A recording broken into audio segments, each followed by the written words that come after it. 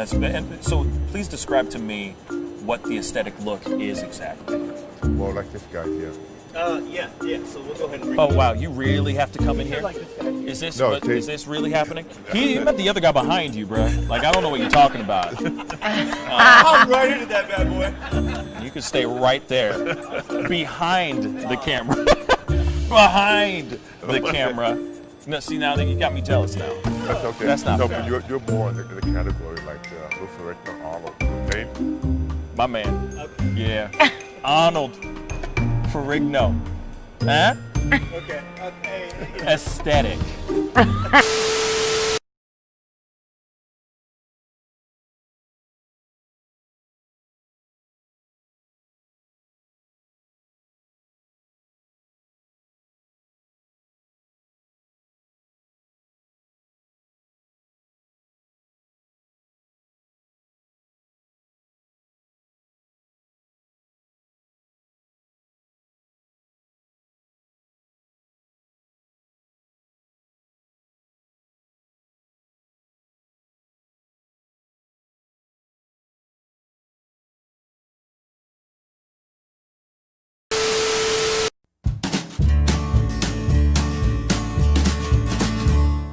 That's great, partner.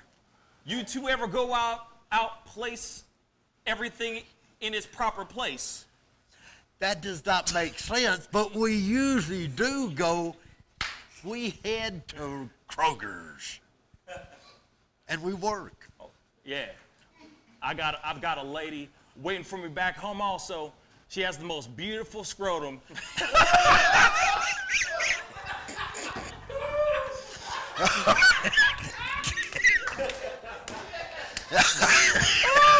Oh, God. And when she sings, she sounds just like a puppy dog.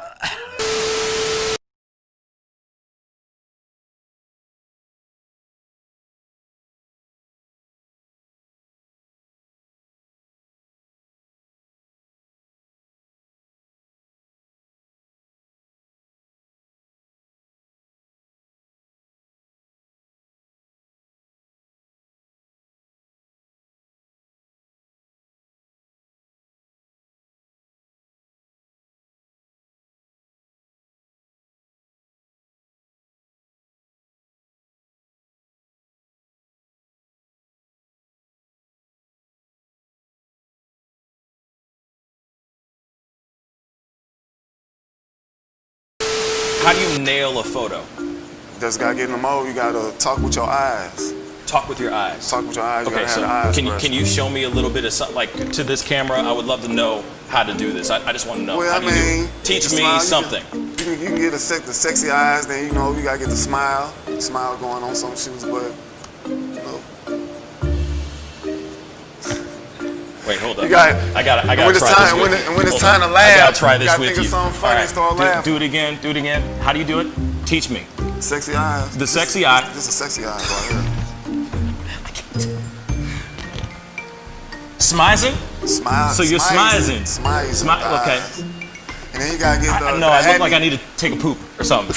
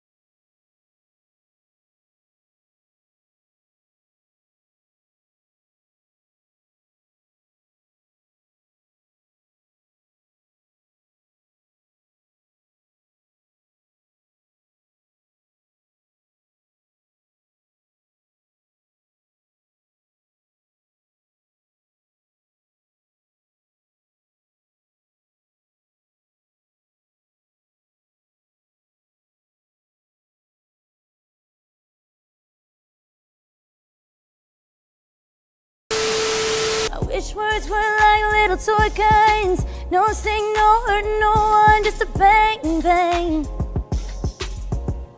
Right?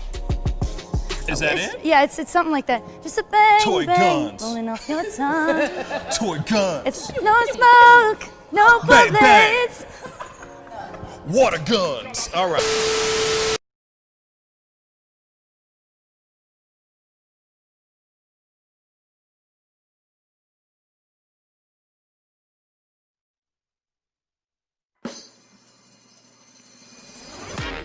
Pascal, you are now rocking with that dude Pascal. We be going wild, Haitian in the building, so original. Got the haters catching feelings. Get your hands up to the ceiling and keep them held high. Cause St. Louis isn't ready. Forget about it, goodbye. Hold up, we just saying hi. Find somebody, rise up. Weekdays, catch us live. Somebody, let's go. Good evening, everybody, and welcome to the Pascal Show. What's up, everybody? I hope you guys are having a fantastic evening. It is Friday. I don't know about y'all, but I'm happy that it's the weekend. You know, some time to unwind, kind of. I know that there's a lot of things that are still going on around the world right now as we speak, but at the same time, I'm really happy that the weekend's here, you know, and I'm hoping that things become more relaxed. But of course, that is wishful thinking, my brothers and sisters. So, there's a lot I got to say before we get into it, before we jump all the way into it. Hello, Manushka. Hello, Allison. Hello, Caden. Hello, Angel. Hello, Jacob. How's Germany, Jacob? I know a lot of people who are commenting right now are commenting from my own city. So how y'all doing? Caden, my nephew's in the show right now, watching as we speak. What up? My sister's on the show right now, watching as we speak. What up? My girlfriend is on the show right now, watching as we speak. What up? Anyway, we got to get things moving. There's a lot of things I want to address really quick. Okay. This morning, good evening, Mr. T12. I got a lot to explain, so I'm going to start explaining it to y'all right now. So, earlier today we had a show. If you don't know, we had a show, kind of a small resemblance of a show, and out of nowhere, the internet, cable, everything just flatlined. It just straight up went pew, dead. The entire place dead. I went next door. I went across the street. I went to my neighbors, the whole nine. Everything. Every person that has the same internet and cable provider, all of it was dead.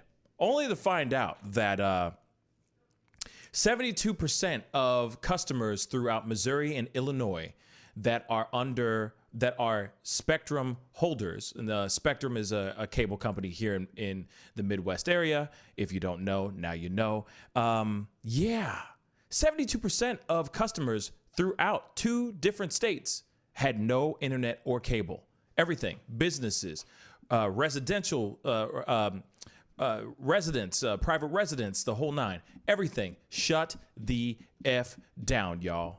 Ridiculous. Okay, so I sat around trying to call my cable provider, call Spectrum, trying to hit them up just to find out what the hell's going on. Hey, yo, what's good? Where my internet at? I pay on time, so what's good? Where's it at? You know what I'm saying? They were like, well, at first they said, no, there aren't any outages. I don't know what you're talking about. There's no problems at all. Then we called back an hour later, only to find out that's when they were like, oh, there's outage. There's an outage going on. 72% of all customers throughout the Missouri and Illinois are completely out. So, our bad. Gotta love that stuff. So, anyway, with that being said, you can still hear me. Sorry. You can still hear me. Anyway, with that being said, those are the things that was going on today, earlier, but I'm back. We back at it. We're going to do this thing. You know how it is. You know what I'm saying? We're doing what we need to do to keep this ball rolling. And of course, there is just so much going on so many injustices and so many recalls and so many mess ups and so many my bads, can I try again moments that have happened in the past 48 hours. And there was a lot of things that I wanted to talk about this morning that I couldn't talk about because of the internets, because of my services went to ish, which I'm very upset about. So because of that, I'm kind of having to do a lot of catch up and tell you all this other news on top of the news that I'm here to talk to y'all about. So hopefully you guys are cool with that. Hopefully you guys are still with me on all this. We're going to get through this as best as we can right now. So one of the things is one of our top news for right now. Now, I haven't pulled this up yet, so I need to pull this up really quick because I've been playing a lot of. Okay, so Drew Brees is a football player that just recently made some comments in regards to NFL players kneeling during the national anthem, and he had quite a bit to say about said kneeling. Of course, this had a lot of backlash. People responded. A lot of other athletes responded and were very, very upset about it. And so I need to pull up this video so that everybody can see it for themselves. And of course, you know, there's a lot to talk about. So Yellow Man, we're going to be talking about a lot of stuff. Read the title up above my head right now as we speak. There's a lot to cover. I'm going to try to cover as much as I can. One of them is Drew Brees. Man, you know, he kind of screwed the pooch a little bit in regards to what he had to say in regards to kneeling during the protest. He said, I find it very disrespectful, that it is something that represents all the men and women that have died for our freedom, died for our country, the whole nine. A lot of people got upset about that. It went all the way out to LeBron James. LeBron James had quite a bit to say about it as well. Basically saying, and I'm paraphrasing the hell out of all this stuff, but he said, you know, this is the reason why, like, you don't understand what, you clearly don't see what kneeling during the national anthem really is standing for. And this is the problem. These are the reasons why we're so effing tired of dealing with these kind of things, because we are trying to bring awareness to something that is unjust, that is something that is going on in our country, and of course, Drew Brees had, of course, because like he put that video, that interview that came out, it went out, and of course it went completely ablaze. It went viral on Twitter, and had quite a reaction, to the point where Drew Brees had to apologize, and here's his apology.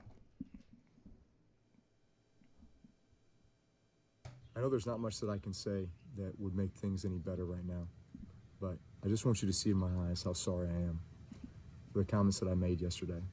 I know that it hurt many people, especially friends, teammates, former teammates, loved ones, people that I care and respect deeply. That was never my intention. I wish I would have laid out what was on my heart in regards to the George Floyd murder, Ahmaud Arbery, the years and years of social injustice, police brutality, and the need for so much reform and change in regards to legislation and so many other things to bring equality to our black communities. I am sorry, and I will do better, and I will be part of the solution, and I am your ally. And I know no words will do that justice. Okay, so that was his apology, y'all. I don't know. How y'all feel about that? Do you think that was good, or do you think that's weak sauce? I thought it was a little weak sauce, in my personal opinion. I think he could have done a lot better in his apology. I get it. He realized, whoops. I think he realized, whoops, I done messed up. I especially have the entire world angry as hell at me right now. But honestly, yeah. I don't know. to me, it seemed a little forced. But that's just me. You know, not a lot of people are going to agree with what I have to say about that Drew Brees situation. Of course, some people will sit there and go, hey, let go and let God, let him apologize and keep it moving. But at the same time, there's things that are that the kneeling means. There's a lot of things that it is standing for. That the kneeling is representing. And for him to sit there and say something like that during this climate, at this particular time, at this juncture right now, is the worst thing that you can say right now. But that's just my personal opinion. Like I said, comment down below. Let me know let me know what you think. Do you think Drew Brees' apology is enough or no? I'd like to know. I want to know, because here's the thing. What's funny is that I don't know how this happened. I don't know if this happened like just at the same time or if this was before, like his apology was before, and then this next thing that I'm going to talk about, which is our very first title news thing of the night above my head. I don't know if it like was something that was like right at the same time, or if one was said and then the other one was said. And now I want to know which came first, the chicken or the egg, in regards to these two statements that came out almost simultaneously, it seems like. So, NFL Commissioner Roger Goodell came out and had something to say in regards to the NFL condemning racism. We got the video right here. Like to hear it. Here you go. It has been a difficult time for our country, in particular, Black people in our country. First, my condolences to the families of George Floyd, Breonna Taylor, Ahmaud Arbery, and all the families who have endured police brutality. We, the National Football League, condemn racism and the systematic oppression of Black people.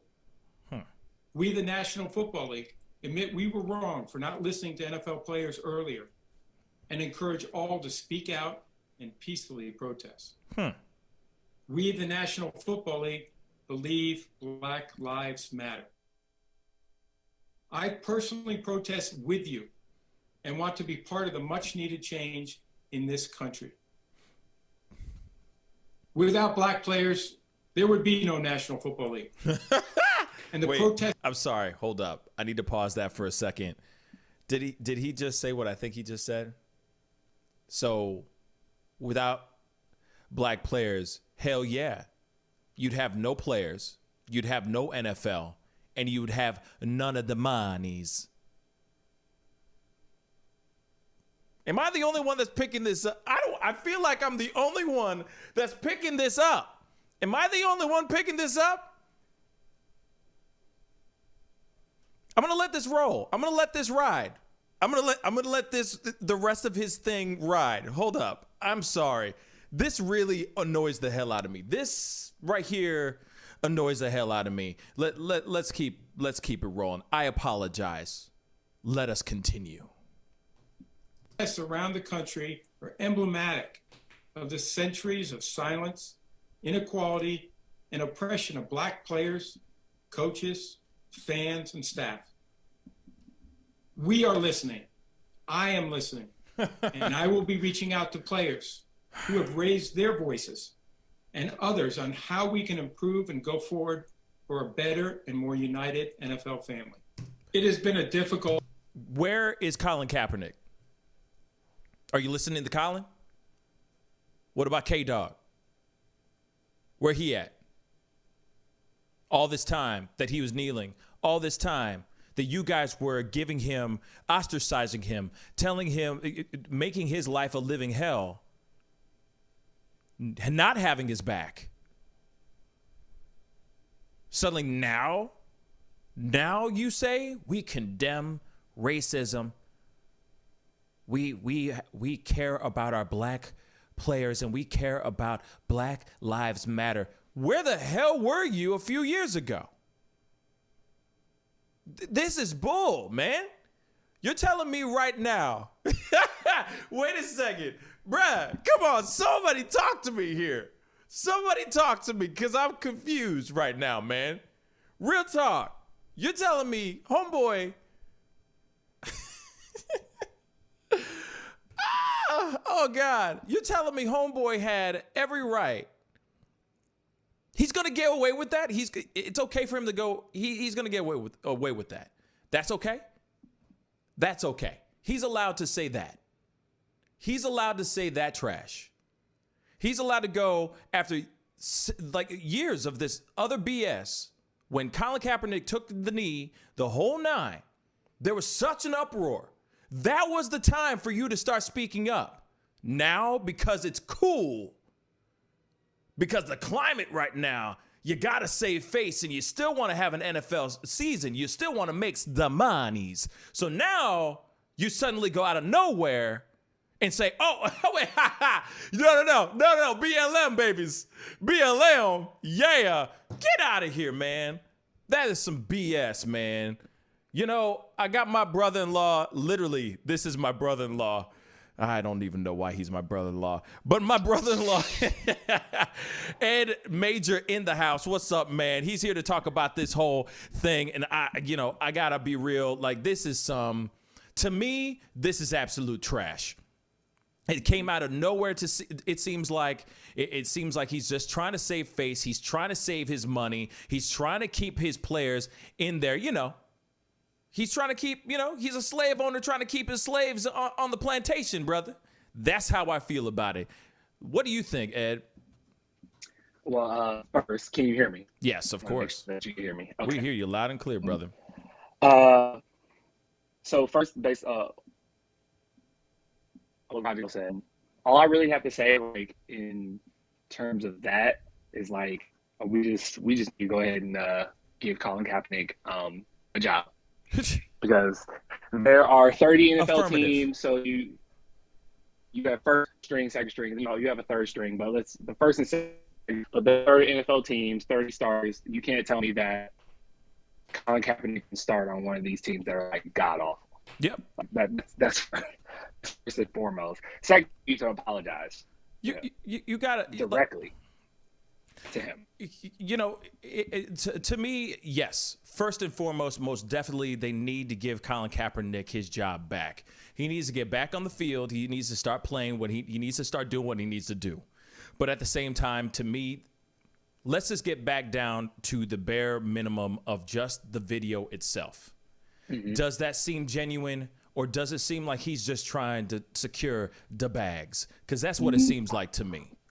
It would have been genuine if he did it, what was this, 4 years ago? How long, when did he first start protesting? That it would have been genuine then, but he didn't say anything then. It wasn't beneficial to them. I mean, people have always talked about how, like, the NFL only does what's beneficial to them, unlike the NBA, where the NBA allows their players to speak at all times, to express themselves openly at all times. The NFL, it's not about the players. Most of the time, you can't see them. You got helmets on, like it's about the shield, and they only make the money. That's what it seems like. Yep. So, I think now it's kind of like, you should have been doing this. Like, you could have made a difference 4 years ago. Yeah. Flash forward 4 years to 2020, the worst year imaginable, and now you want to do something to help. Yeah. And the thing is like, here it is. People can change. I get that. Mm-hmm. People can change their minds. I get all of that. I'm not going to sit here and say that he can't change his mind, but it just seems like in this particular climate, during this particular time, he's going, oh, yeah, we love black people, BLM. Yeah. And it's just kind of like, well, wait a second.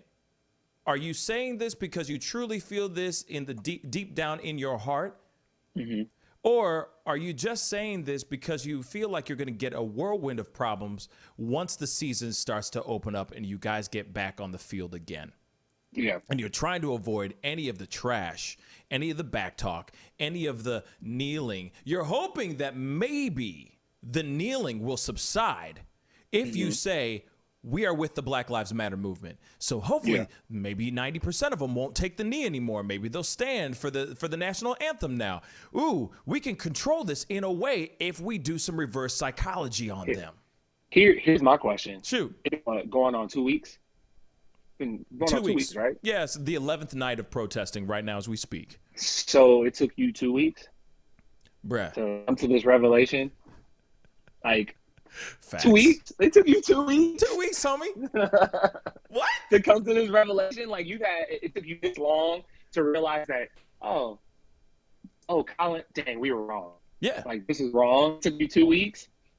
Well, actually, I don't know about that. Actually, it's a couple some odd years and then 2 weeks. Then 2 weeks. So those years, then 2 weeks. Boom. Couple years. And for us to have the worst year possible for you to realize, you know what? Oh, wow.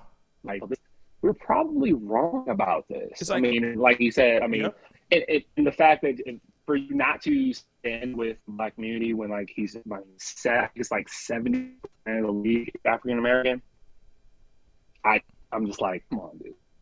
You know where your heart should have been from the beginning. And the Drew Brees thing.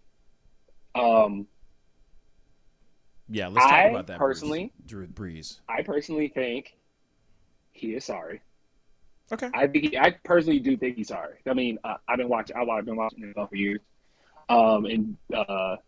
You not only did he get called out by like players in the NFL, like he got called out by multiple players on his team. They even had a call already planned before this happened. That call turned into his teammates basically expressing how they felt about the words that he said. Right. So, and everybody knows, most people that watch know Drew Brees' character, how philanthropic he's been, like in New Orleans and all that, and how he helped New Orleans rebuild after Hurricane Katrina and all that. Like, so everybody knows his character. So I genuinely think that he is sorry, and it took for him to see how hurt his teammates were, his teammates who defend him. It took for him to see how hurt they were, for him to realize, like, damn, I am wrong. I shouldn't have said that in this climate. I shouldn't have said that. It was wrong. I hurt people that I care about. And, like, so he apologized twice. He apologized on Instagram, like a long, long letter, and then he apologized again in the video. So that's just me. And that's fair. Like, what you're thinking, I feel, is what a lot of people are thinking. Shoot. Except for me, like, for right now, it's like, for me, it's like, it just seems like one moment, okay, just saying it out loud. One moment you're going, hey, I don't stand for anybody who's going to not stand for the national anthem because of all the people that have died, all the people that sacrificed their lives for this country, all this other stuff that he said. Just da-da-da-da-da. Like, he just said it like it was like, he literally wholeheartedly said that. He wholeheartedly felt that in his bones. He felt that so deep down in his heart. He was in his feelings, not feelings, in his feelings, okay? Yeah. Then all of a sudden, Twitter goes ablaze, goes completely nuts, on fire. What does he do? He goes back on what he said, and he goes, oh, wait. Look in my eyes, guys, and know that I'm really sorry. Do you see the sincerity in my heart? Do you see the sincerity in my eyes? I am so serious.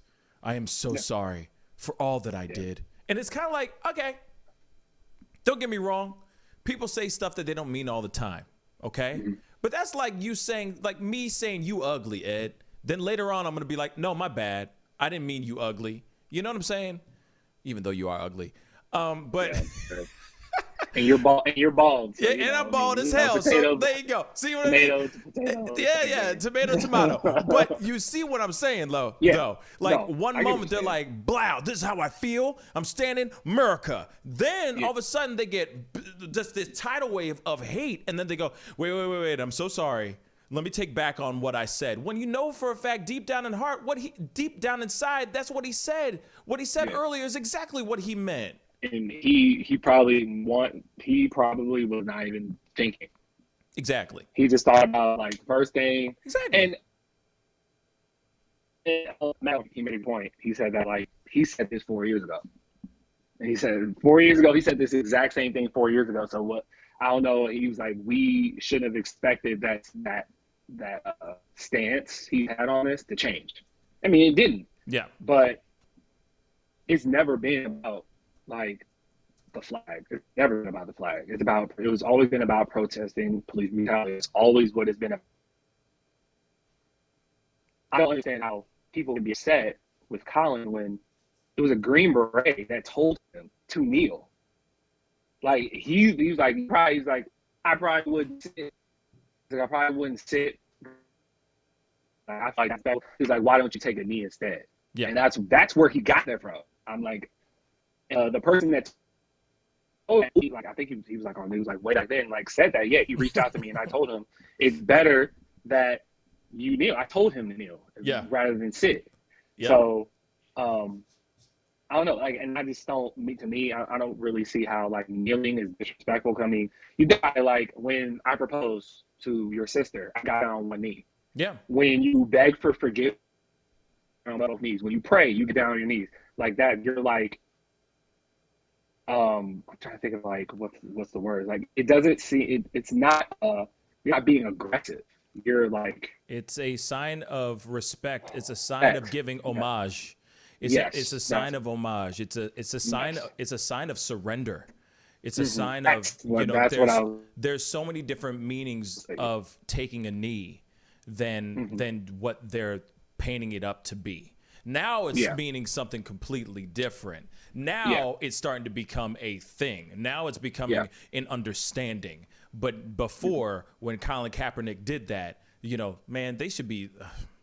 Man, it's just frustrating. I wish there was ways that the man could have some money or get paid for the times that he lost, for the seasons that he wasn't able to play because of the BS that he had to deal with, and it's so unfortunate, But then, he gonna get his job. Like, he better. There ain't no way he don't get his job back now. Like, there's no way. And plus, and for one of these garbage teams that are out here that need a quarterback, he's gonna be playing on one of these damn teams. He will. Trust. He will. I ain't worried about him now. Now I'm not worried about him. Yeah. But at the same time, now that the commissioner is sitting there going, oh yeah, BLM. Yeah. BLM. It's just, wait, no, it's not 4. It's a fix. That's how it goes. Yeah. You know what I mean? Yeah. It's kind of like, I'm sorry. To me, it seems a little forced on both sides. That's what it seems to me. Not on both sides. I'm sorry. With both quote unquote loose end apologies. Here it is. Breeze, I get it. He's apologizing. I see that he's apologizing. I'll give him that. Even though he could sit there and go, look in my eyes, guys. It's sincere. I'm so sorry. He could be really sincere about being sorry. Still doesn't change what he truly thinks and truly feels on the inside. He could be sitting there saying his people all around him are going, bruh, do you want to have a good season?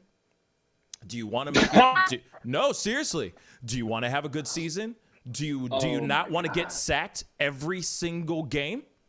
Do you understand who is? It's like, do you understand how many guys are on your team that are black? Bruh, you better get on that phone right now and you better make a video apology right now, or you are going to find yourself maimed and torn apart this whole entire season. Your entire defense line is not going to protect your ass. You don't want that.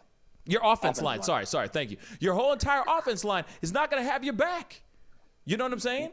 All those guys defending you are not going to have your back, period. Nah, man. You better you better apologize now. Yeah. If you want to secure the bags. Yeah. I mean, or everybody just watch the NBA. Just saying. Or everybody watch the NBA. Or you just watch the NBA. I mean, we don't have to deal with this problem in that league. Just sure. We could do that all day long. We could talk about NBA all day long too, but that's another conversation in itself. But here it is. That's a whole other can of worms. Now, when it comes to the NFL, when it comes to the commissioner, the whole nine, that is where I find it just seems a little forced. It doesn't seem genuine. It seems disingenuous. Yeah. It seems like he's saying that for right now because he knows for a fact that he doesn't want to have to deal with any BS when the seasons start going back and up and running again. Actually, by the way, Mr. Sportsman, my sports correspondent right now, let me ask you, do you know, I'm talking to you, my brother. Yeah, you, the black man right there on the camera right there next to me. I thought there was somebody standing behind me. Yeah, I'm talking to you. Do you know when the NFL are they going to be picking things back up like regular, or what's the story behind that anyway? From what I've seen, like the NFL is going to be running. They're going to have their training camps. There'll probably be like less people in attendance at the training camps, there are also some of the teams have moved their training camps to different states or different cities. So from what I've seen, they're going to start on time. Okay. I think the MLS just approved like an agreement to avoid a lockout for the MLS. Baseball, the owners rejected the players' proposal for 114 games, I think it was, or something like that. 114 games, they rejected that proposal. So I don't know when baseball is going to start. I think hockey is going to start on time also. Wow. And the NBA will be restarting July 31st, and their season will probably be changing. Their season might be starting Christmas Day from now on, which could cause serious problems to the MLB because the MLB has always had like a monopoly and it's the only thing on during the summer.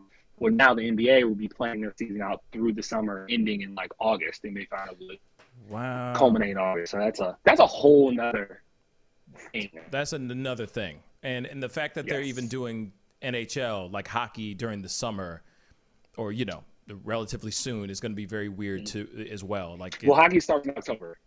Say again, what? Hockey starts in October, the second week in October.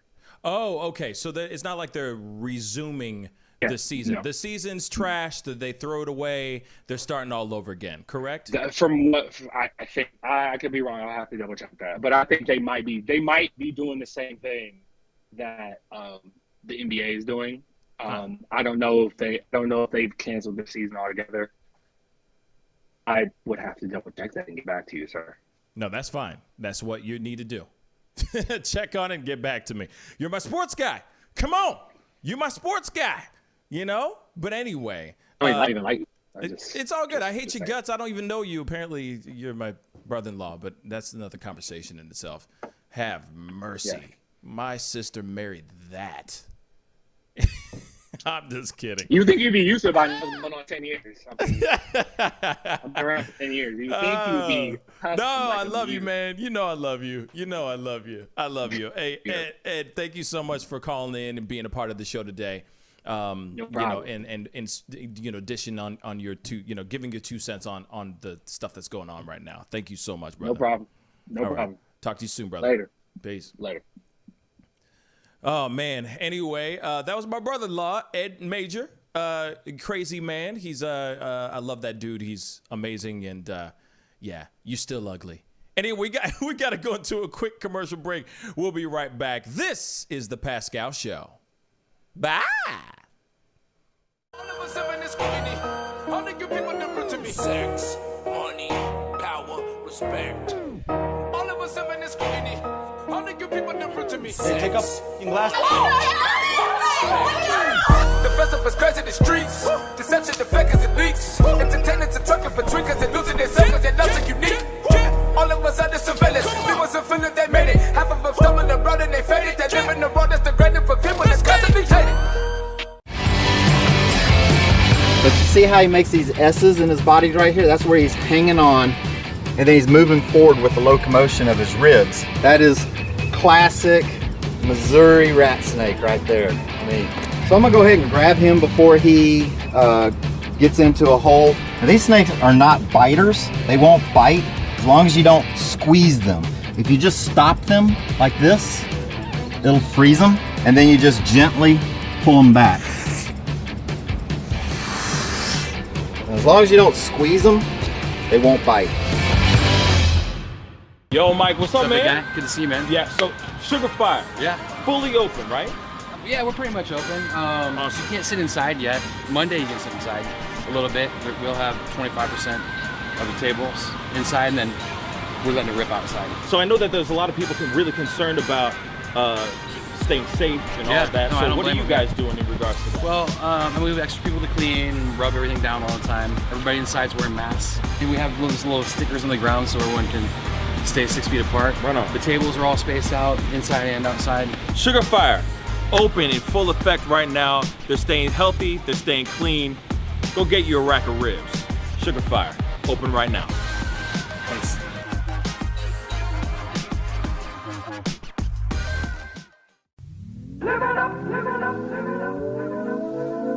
The Fur and Leather Center, providing the highest of fur and leather goods.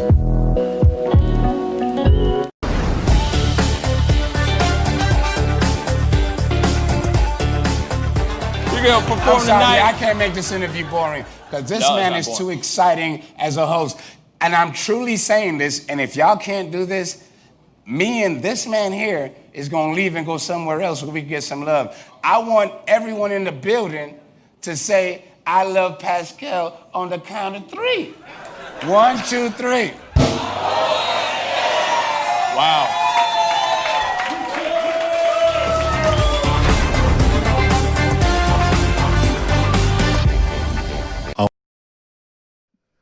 Hey, welcome back, guys. Thank you guys so much for tuning in. And of course, like I always say, if this is your first time checking out this show, please go hit that subscribe button on our YouTube channel. That would really mean a lot to all my YouTube fam. Thank you so much for commenting down below, being a part of the conversation, and all of that goodness. It really means a lot. Anyway, and please, of course, hit that like button down below underneath this feed if you're enjoying the conversations and enjoying the show so far. Now, there is this ongoing, this viral video that's been shared a lot in regards to a cyclist at Capitol Crescent Trail in Bethesda, where this cyclist is basically attacking a couple kids for posting things for Black Lives Matter and for flyers that are promoting justice for George Floyd. And we got the video right here, so let's take a look at it, shall we? This is interesting. It's a short one, so here we go. Hey, leave her alone. Do not touch her. Do not touch her. She has nothing. Do not touch her, sir. Leave her alone. Sarah, just walk away. Hey! Hey, get off of her. Fuck you. Just get out of here. What? What? Hey! Really? What the fuck? I need the fucking tape. Whoa. You want it? What? Give it to me. Where's the tape? Take me some. Okay. Hey, leave her alone. One more time. What the hell? Touch her. Do not touch her. She has nothing. Do not touch her, sir. Leave her alone. Sarah, just walk away. Hey! Hey, get off of her. Fuck you. Just get out of here. What? Grab What? your bike. Use it as a weapon. That's a good idea. What the fuck? Wow, dude. I need the fucking tape. Wow. Okay, so apparently, really, people are really that upset and that angry about footage like that they feel compelled and moved. Like, dude is compelled and moved enough to use his $1,000 bike as a weapon. Get out of here. You know, you're sitting there, minding your own business, riding your cycling, not riding a bike, you're cycling. Clearly, you can see the cycling's been working on his body very, very well. So he's cycling through a park. Kids are just putting up flyers about justice for George Floyd. And this man feels compelled to pull over get off his custom-made lightweight bicycle, and try to rip things out of these poor kids' hands. And then attack one of the kids because all he's doing is filming this crazy, crazy view of a man in full-on cyclist gear. I'm sorry. It's ridiculous. I'm sorry. He looks ridiculous. Then he tries to use his bike as a weapon. I feel bad for the kids. Real talk. My heart goes out to the kids. I don't mean to laugh, but I'm sorry. It is just really, really stupid. It's just stupid. How can he accomplish anything wearing what he was wearing? I mean, what did he gonna do? I'm sorry. He's stupid. I'm sorry. You know, like, he can't even run because the bottoms of his custom shoes that are made to clamp onto the pedals so he can just keep going and nonstop pedaling. He can't even run properly, so he has to take his bike and use it as a makeshift walker to try to run after the guy who's trying to film him. What the hell? I'm sorry. I'm sorry. I'm sorry. I'm sorry. Oh my God. Oh, it's so good. It's so good. It's bad. I'm sorry. I gotta play it again. I'm playing it again because it's too good. Look at this dude. This Humpty Dumpty looking dude. Literally, man needs to tan. Look at that though. Look at that for real. Look at that. All of that. Okay. See, and he's got those custom made shoes that literally clamp onto the bottom of onto the pedals of the bike so that he doesn't have to lift up his feet. He's not losing energy. He just keeps on making that kinetic energy on his cycle, and he's just cycling. You know what I mean? He's so hardcore. Look at that. Look at the glasses. Look at the getup. Is that a cape? Is that a cape? Is that a cape? Anyway, moving on. Away from me. Hey, leave her alone.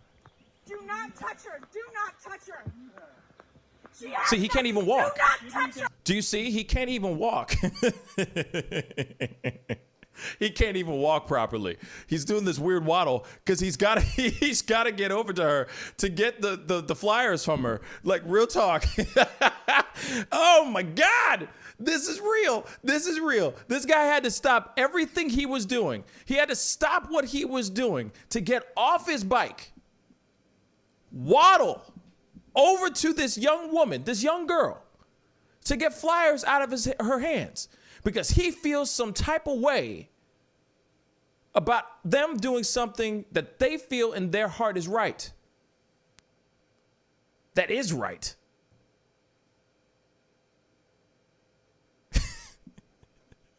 He is the epitome of white privilege. Look at this walk. One more time, look at this walk. This is white privilege walk. Sorry for saying it like that, but I am. This is white privilege walk. Look at this. Go. See, this guy has something really, like, he had a bad argument with his wifey at home. He had something that went down. I don't know. Maybe his kid wanted to take out his cherry car, you know what I mean? His cherry red Corvette that he's been working on since the dawn of man, you know, out for a spin, or the kid's just going, well, I want to play more Fortnite. Something like that. He's so angry, he gets on his bike, pedaling with anger, goes out into the park, sees these young kids posting something, and he's got to get all waddly. He's got to get off his bike and start getting in. Leave her alone. Unfreaking Sarah, believable. walk away. Bruh. Hey. Literally, you fighting a young girl, man. You fighting a young little girl. This is a young little girl, yo. This is a little girl, man. You got better things to do, don't you? You know what I mean? Start talking about your 401k, or figure out, like, you know, your ROAs or ROIs or whatever the hell it is. You know what I'm saying? Like, talking about, what the hell is this? I'm sorry. We're going back to it. It's just so beautiful. He's waddling like a duck. Literally, this dude is Scrooge McDuck right now. You know what I'm saying? And not the good kind of DuckTales. You know what I'm saying? This is terrible DuckTales. He's waddling like a duck. Here we go. Waddle, waddle. Let's go. One more time. Just get out of here. Yeah. Then he can't run, so he grabs his bike and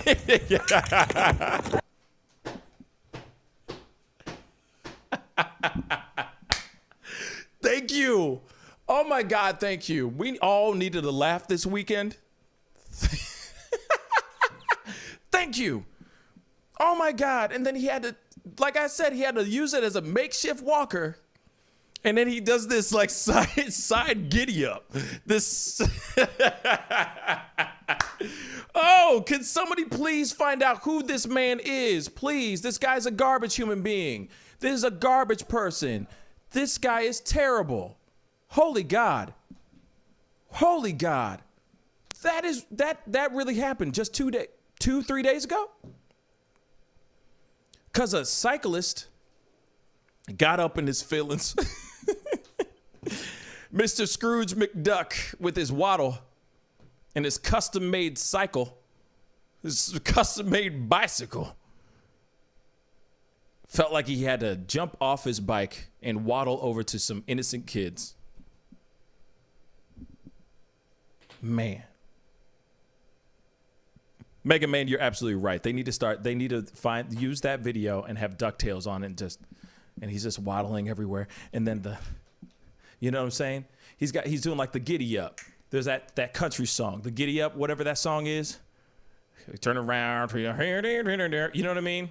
They need to do that. He literally is doing like the cyclist line dance, trying to attack the kid who has the camera in his hand. Oh my God.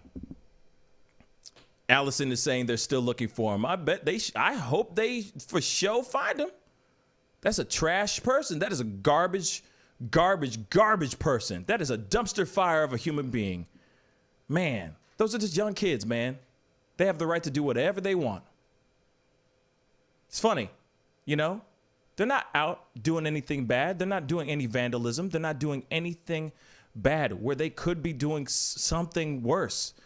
You know, they could be sitting around playing Fortnite all day long, but they went out of their way. They felt moved to get up and do something, you know?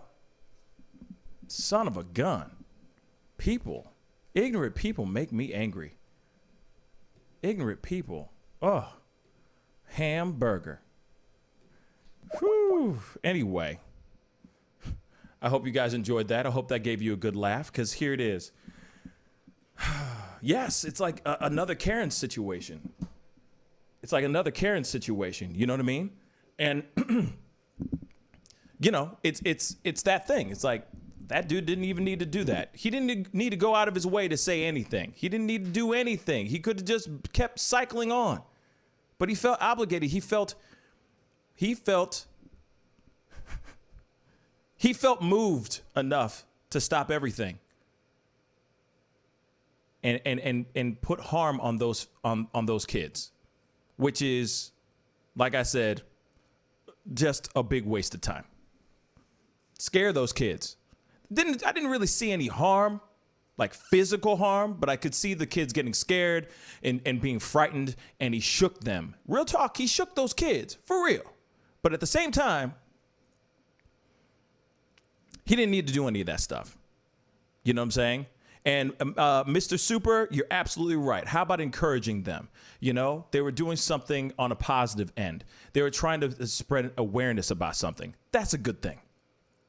Anyway, moving on. We got my brother, CostCo Kevin, is back on the show, guys. What up, man? How you doing, man? What up, bro? Just chilling, man. Just dealing with the fallout of being independently minded. How you been? You know, same here, man. I feel you. You know, dealing with the ridiculousnesses of the world. How's that? You know, and embracing that fact that this is 2020. This is our 2020. Let's keep it straight funky. This is 2020 right now. You know? Can we like put a bill through Congress to officially end 2020 and just get this jump start on 2021. Can we put this year behind us yet? You know what? I agree. I think this is the only thing we'll agree on in this whole entire conversation. And I'll say this. I agree with you on that end. Can we all just kind of hit the fast forward button and get straight through and just go 5, 4, 3, 2, 1, Happy New Year, and finally be over with this year? This has been like as the world turns type of soap opera crazy for 2020.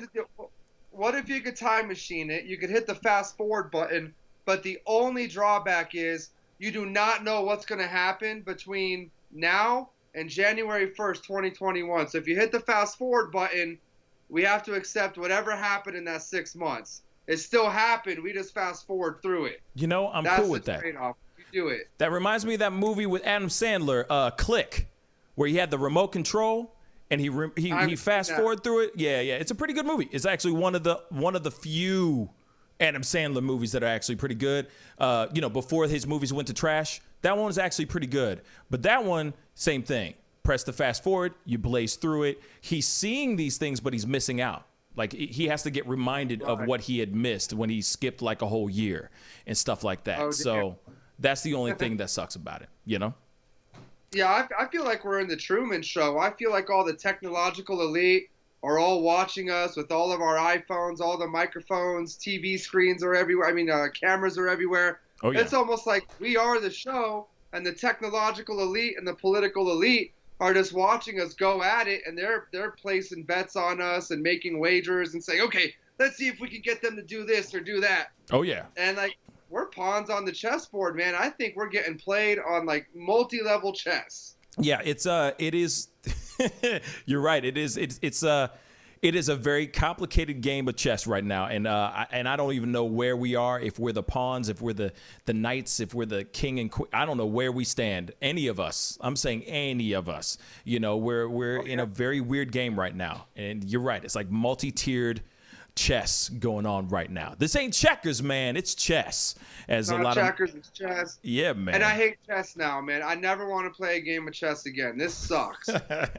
I don't enjoy this, man. I don't enjoy everybody getting ripped apart, man, because, like, one thing I've never seen in this mainstream media and a lot of these news sources is how do we come together and find things that we have in common and things that we can enjoy with one another through our human experience, since we all bleed red blood. Why aren't any of them talking about us coming together and say, hey, you got a black neighbor, you got a white neighbor, why don't you guys throw a barbecue next weekend? Why don't we hang out? Why don't we do, let's come together. And it's just, I just see division. And then I just see videos online being spread around of a few bad actors that make an entire movement look bad, but they're showing just a small segment.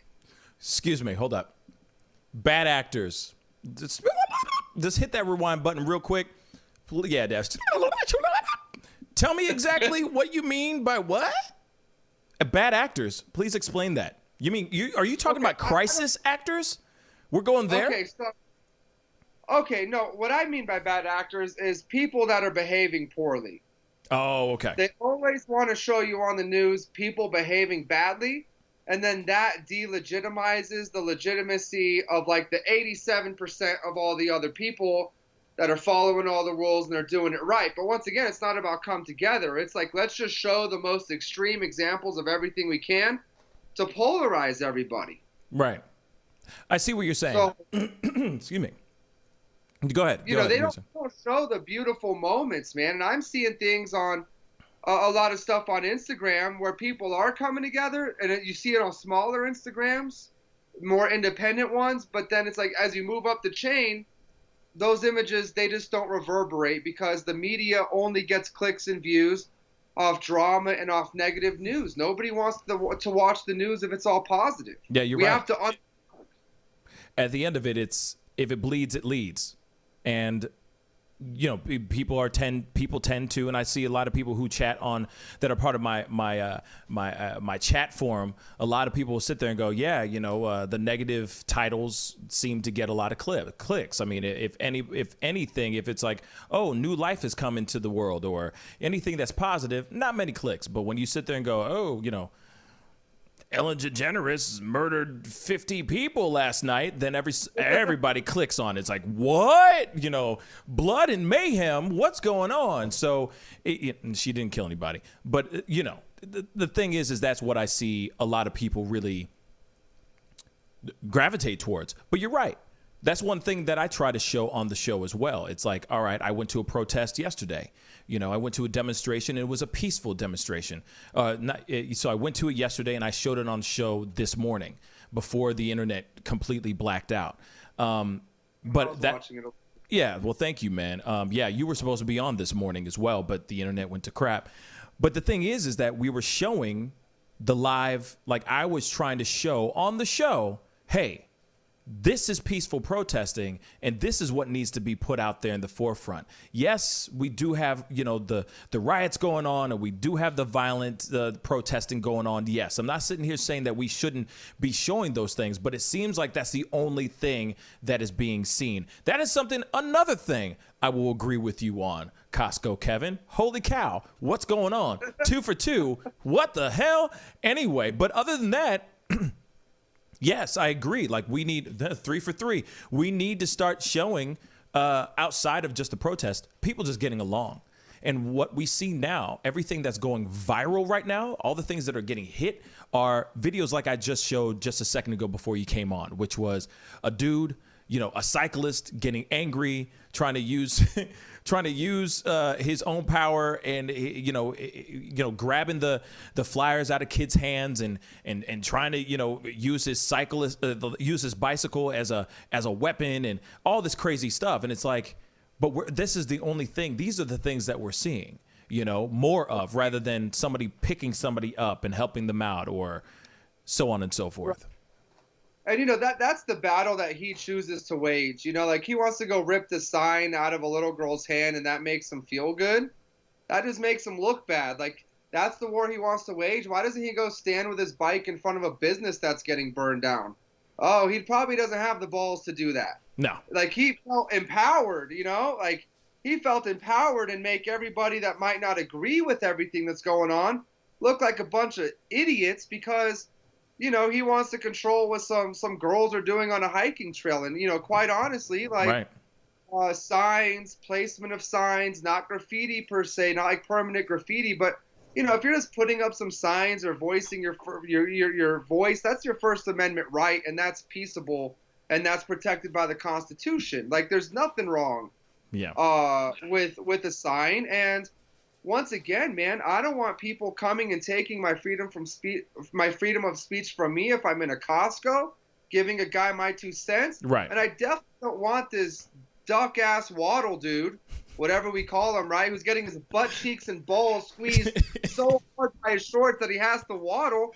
I don't want that guy taking away the freedom of speech from that people, because if we go around taking everyone's freedom of speech, it sets a dangerous precedent. Yeah, it does. So, that's why it's like I say, I may not agree with what you say, but I will defend to the death your right to say it. Word. Or another quote is, protect the speech. What is the quote? Let me think about it real quick. We must protect the speech we hate, because one day our speech may be hated. Ooh, that's a good one too. Yeah, and I mean, there's always going to be yin and yang. I mean, there's freedom of speech is a double-edged sword. There's going to be people who are going to use freedom of speech in a negative way, and there's going to be people who use freedom of speech in a positive way. Just like freedom to assembly, people are going to use it in a negative way, and people are going to use it in a positive way. We're seeing that right now, all throughout the country right now. We're seeing both the yin and the yang on both sides. The only problem is, though, is that we're going and seeing only on the media, like you were just saying a second ago, we're seeing a lot of the negative. Unfortunately, we're seeing more of the negative rather than seeing the positive. And I'm seeing, like, you see And you can see it on certain channels, certain news stations. You'll see like CNN there is a peaceful protest. A lot of the reporters will sit there and say, during the day, it is peaceful. It's only at night that things get crazy and things start getting out of hand. But then you see like other news networks like Fox News, all they're showing is chaos and mayhem. They're not showing any sides of, hey, here are people peacefully protesting. They like to show the mayhem rather than showing the actual peace that's going on. And what I was a part of yesterday was very peaceful. Nobody wants to watch that. They want to watch people get run over. They want to watch people get beat up in the street. Who the hell wants to watch a bunch of people marching peacefully through the street? That's boring. That's their perspective. I don't. Right. That you know what I'm saying? Like for media ratings, if I work at CNN or Fox News, I'm going to say, hey, what's the juiciest clip we got today? Right. Unfortunately, when I did my Costco bit, I was the juiciest clip they had for the day.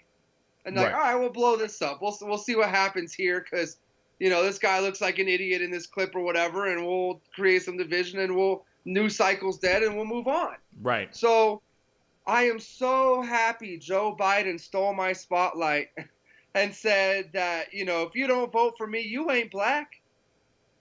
That was it. Joe Biden took my spotlight. Oh, yeah. And everyone went off with that. And I'm like, the world imploded. Dude, you know, the black society imploded.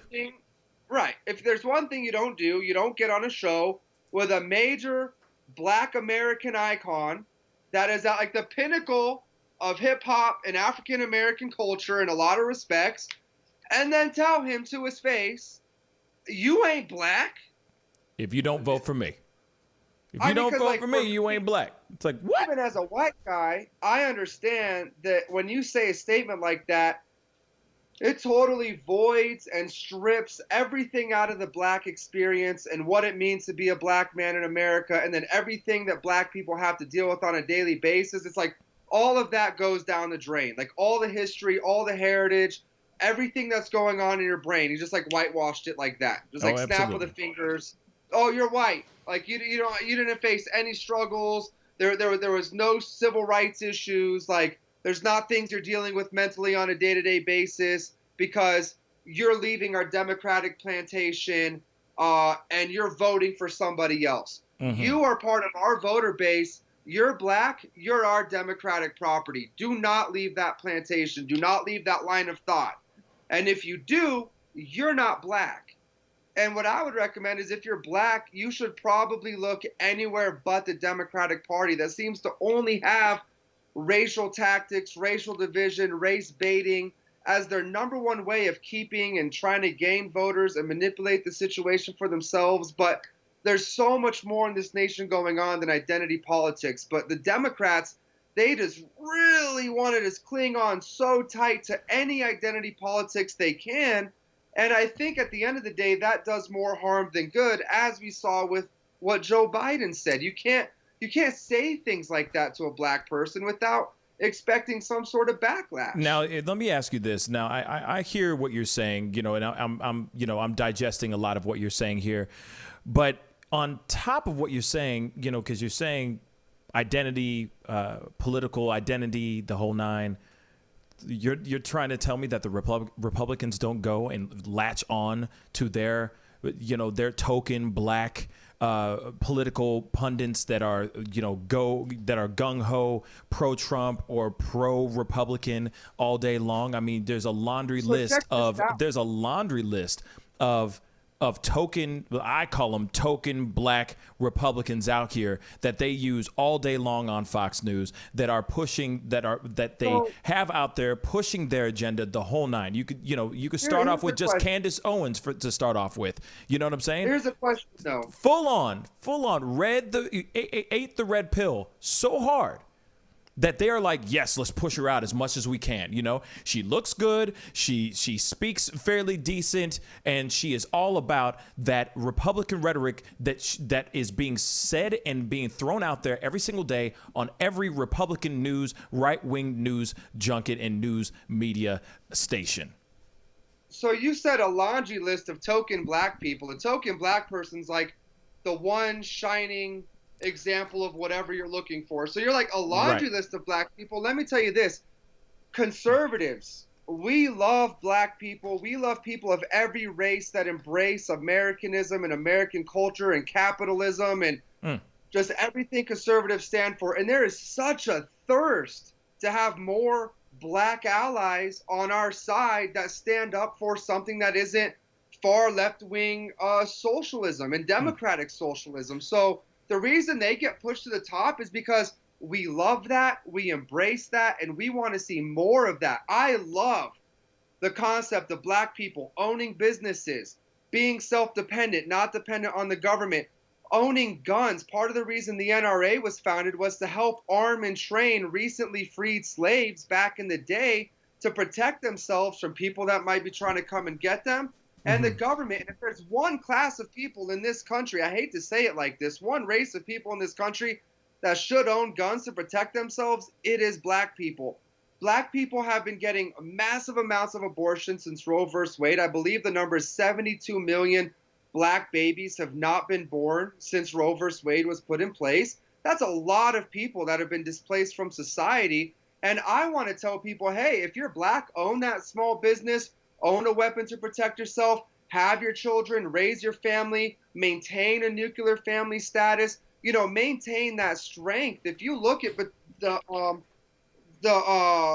statistics from the 1960s to now on black families and how much they've stayed together in crime and everything like that, since the Democrats have taken control, all those numbers have gone up in the wrong direction. Like things are worse in a lot of black communities. Now, here's the thing. I am fully aware of what's going on in the black community and the black issues and all that. But here's the thing. You're telling me that if the Republicans are wanting so badly for there to be excuse me, if the Republicans are so badly wanting there to be more, let's see, diversity in their party, diversity in their group, if you will, why are they bringing in certain people that represent racist views? Why are they having somebody like Trump as our president, and they're following everything that he says to a T, where he is signing bills where he is not allowing, and this is, this goes beyond just black.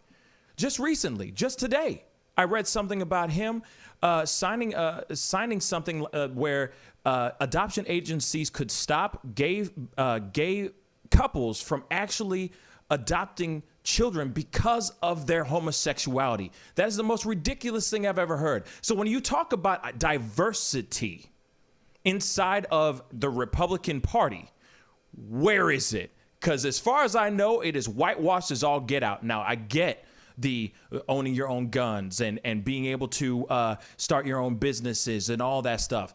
Shoot, we're still doing that same on the blue side all day, every day. So I want to see, and I feel like that's what a lot of people in the black community would say.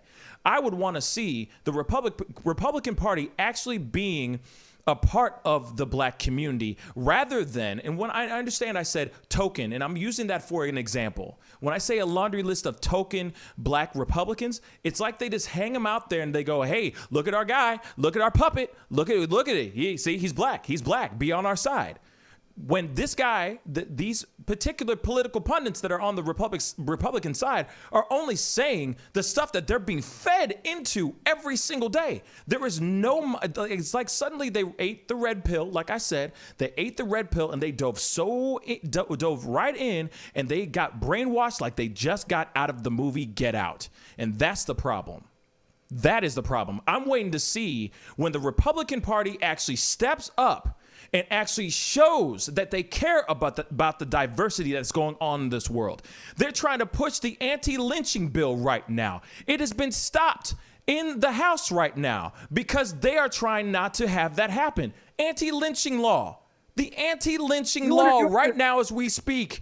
And the Republicans are trying to stop that from happening. And we got black men that are dying, whether they're innocent or not, but they're there. That's a life. That is a person that are getting killed every single day when they got a knife on a knee on their neck.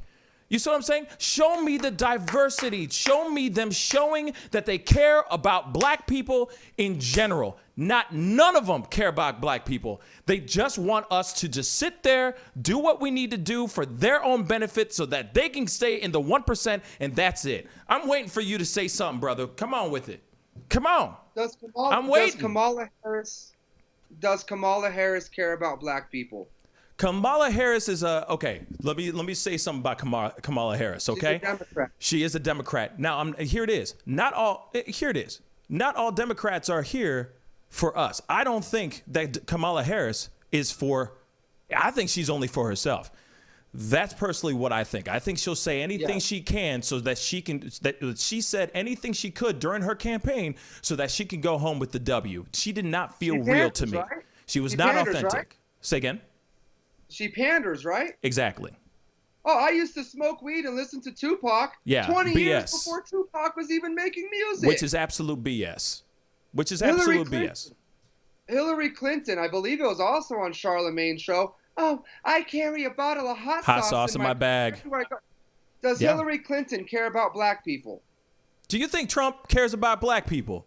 Let's get straight down to the bit. Let's get bare. Hell to the no. He does not. This is right now, of all things, right now is the time for him to share and show that he cares about the black community. And he's not doing any of that. He is literally going, if you don't eat your vegetables, I'm going to bring out my belt. That's literally what he's doing. He's threatening us rather than being a part of the situation. He's not trying to solve the situation. He's making it worse. You're telling me that he went out and he signed that bill earlier today when he signed that bill. Thousands of people that are burning down all of the major cities in our country. Once again, it's a small handful of actors, but they call them peaceful protesters in the day, and then at night, it's looters, it's rioters, it's mobbers, it's mayhem in the streets. I have never seen video like what's been coming out lately. That's just what it is. And it's a small percentage of people, but you know, man, like these Democratic governors are standing down. They're not taking any action against these people. So Donald Trump quite simply says, you're acting up. I'm going to spank you if you don't stop. You're causing a lot of damage. Okay. And okay. By the way, real quick, let me get this point in. Please. The preservation of Mr. Floyd's name, his dignity, his honor, his memory have been destroyed by all of the violence we've seen and the 11 African-American lives that have been lost in this process. So whenever people think George Floyd, they're never going to remember the man and his legacy, whatever his legacy was. They're going to remember all of the violence, all of the chaos, all of the looting and the rioting. So they've tarnished his name. They've laid him to rest, and his name is forever going to be in infamy. And I hate to say it like that, but what are you thinking about when you hear George Floyd? Do you think about the man, or do you think about the violence at this point? No. And by the way, I think about the man. I think about the things that have happened to him, how he died unjustifiably, how many years of black men and women have died unjustifiably in this country. Many years, decades, hundreds of years of people dying. I'm on the same page as you guys. Like, everybody's equally outraged that this man was not killed. He was executed in the street. We can call it for what that is, okay? Now, I was watching a show earlier. I didn't realize 2 of those cops had just barely served 4 days. Any time on the force. That's crazy. It's crazy. So, you know, I kind of thought about, well, do they really get stuck with the same amount of legal burden as Derek Chauvin and the other senior officers should be getting stuck with? I was thinking about that like all day today. Like, do they get off a little bit easier because they were, you know, being trained? Perhaps they were being instructed. They were scared of losing their job, not doing the right thing. But they don't want to lose their job. So do they speak out? So I've been just kind of pondering over that in my head all day long. And I've actually thought of 3 potential things that unfortunately will make this event boil over a lot more than it already has, which will be completely unjust, and conservatives will be on your side again. 1, the medical examiner, coroner, has stated that George Floyd did not die of asphyxiation or the knee on the neck. He died of pre-existing medical conditions, like a heart attack. Hold on, just let me speak. No, this I know. is what they're. I'm not. I don't want. Just real quick. It's very quick. You're talking about the first coroner's autopsy, correct? Not the independent one. Okay, cool. Continue. But they're not going to They're not going to take the independent one because he's not the one hired by the state, right? So I think they're using them in court. I think they're going to be able to still use both of them in court. The independent coroner Go ahead. will be part of the lawyers team and the defendants and part of their civil suit and their criminal suit and stuff because they will launch a massive criminal suit. So there's three things that's going to cause this thing to boil over again, and I'm going to get to them again. So George Floyd, they say, dying of natural causes. 2, news reports are saying that George Floyd had coronavirus at the time of death. We know that the CDC has been relabeling people that have coronavirus at the time of death as dying from coronavirus. That's part of that number enhancement I was telling you about earlier. So the CDC may reclassify his death as coronavirus. And then 3, they might drop these charges against these officers, especially the other 2 that were rookies that didn't really have much understanding of what was going on, because they're going to say, hey, he either A, died of what was classified as coronavirus, or B, he didn't die of any causes that, let's keep it real though. He died because he was on the ground with a knee to his neck. Facts. That's not how the law is going to look at it. They're going to look at it like pre-existing medical condition and fentanyl in his system. He was hyped up on drugs. He went crazy. He had a heart attack. He died. We're going to drop the charges. And they're going to do that right before the election. Mark my words, because this is exactly the type of chaos that the powers that be want to have in our country. And I'm calling it. Just remember me. Get me back on the show when the charges get dropped against these officers, because we already see them setting the stage.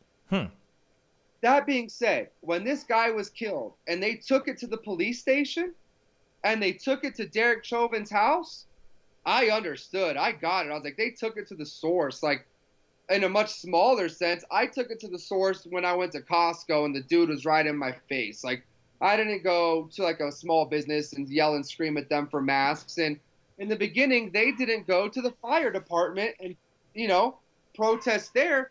They went to the police station, and there's something to be said about that. And even when they burned part of that police station down, I was like, I get it.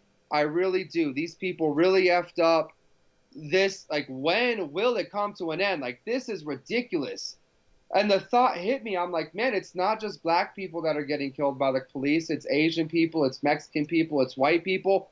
We're all getting killed by these people. We all share the same oppressor. Yeah. Now, there is some systemic racism in some of these police departments. Absolutely. And some of the laws are definitely written to help encourage some of these things. I think there's some social conditioning which leads to certain people being looked at more than others in society. Like, police are trained to look at how, say, certain black men dress, right? Mm-hmm. And then that's kind of like their suspect. But, you could have a guy in, like, a baggy, like, 4XL basketball jersey, baggy jeans, red rag hanging out the back, and you could have a black dude with a suit right next to him.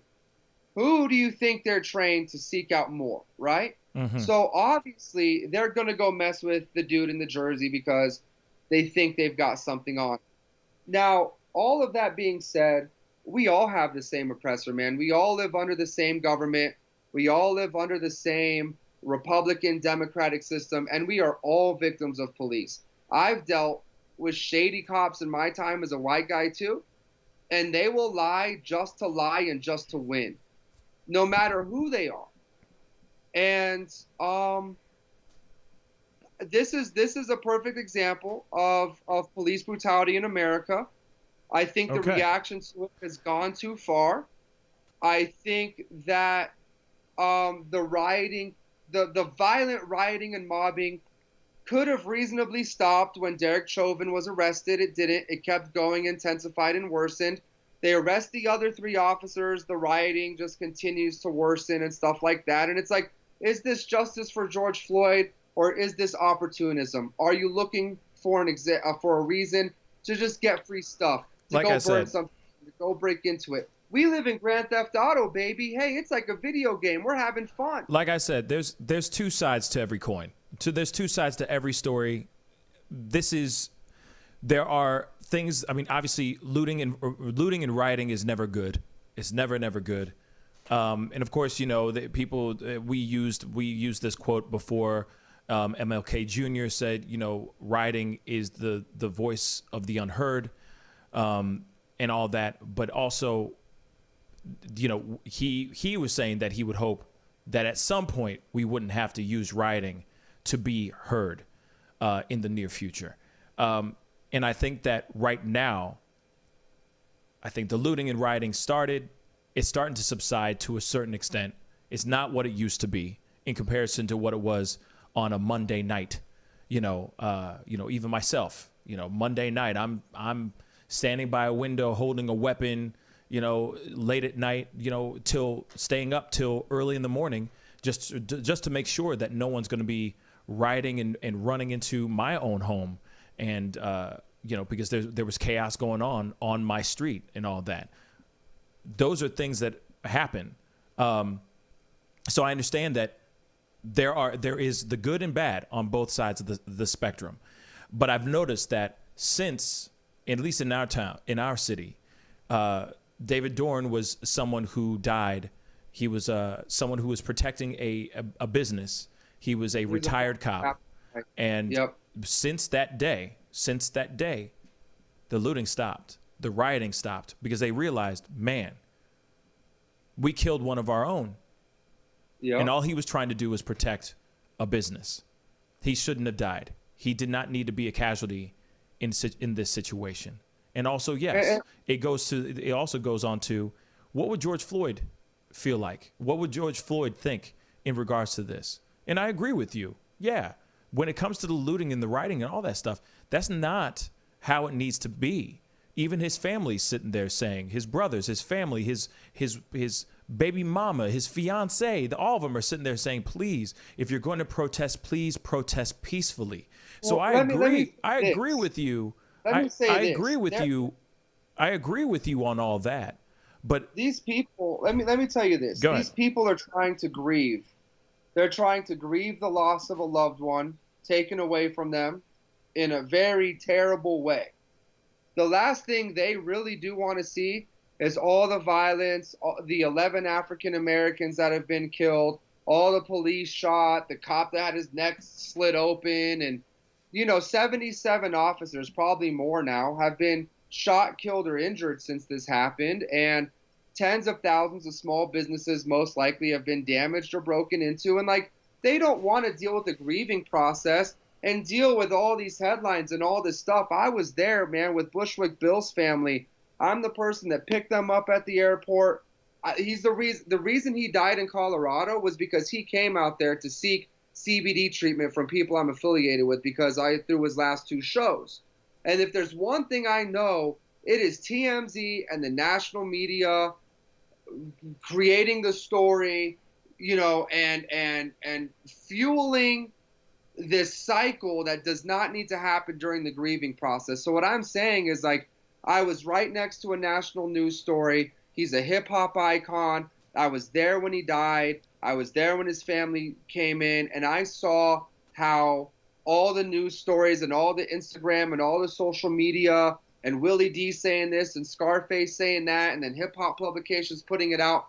I saw how that affected them, and it made the burden of their grief so much harder. And it's not even race related. It's just anyone of stature that dies and becomes a news story. And I could only imagine how much more compounded those effects are on George Floyd's family. It's got to be a nightmare. I mean, I was already dealing with craziness trying to help his family get his body back home and do all this other stuff. It was nuts. And this is painful. And it's hard when you're grieving to stand up there in front of the nation and say, please, just keep it peaceful. I feel bad for his family. Yeah. They are secondary, they're primary, secondary, and tertiary victims in so many ways. And when will the family get their peace? that's what I'm hoping that people start doing. I don't think that they'll ever get peace.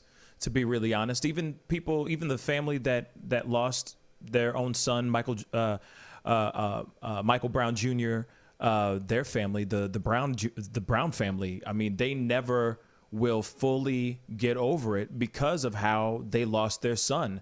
It's the same thing with George Floyd. Yes, it's, things are slowly turning into more of a positive thing. And of course, now this one resonated so much. Now everybody in the world, like the whole world, is responding to this. The whole world is responding to this. And that's amazing. But this is what we need. This is exactly what we need nowadays. And of course, we need to stop with the rioting. We need to stop with the looting. It's done. We get it. I think the world knows now. But I think now we need to stop with that, and we need to start just peacefully protesting.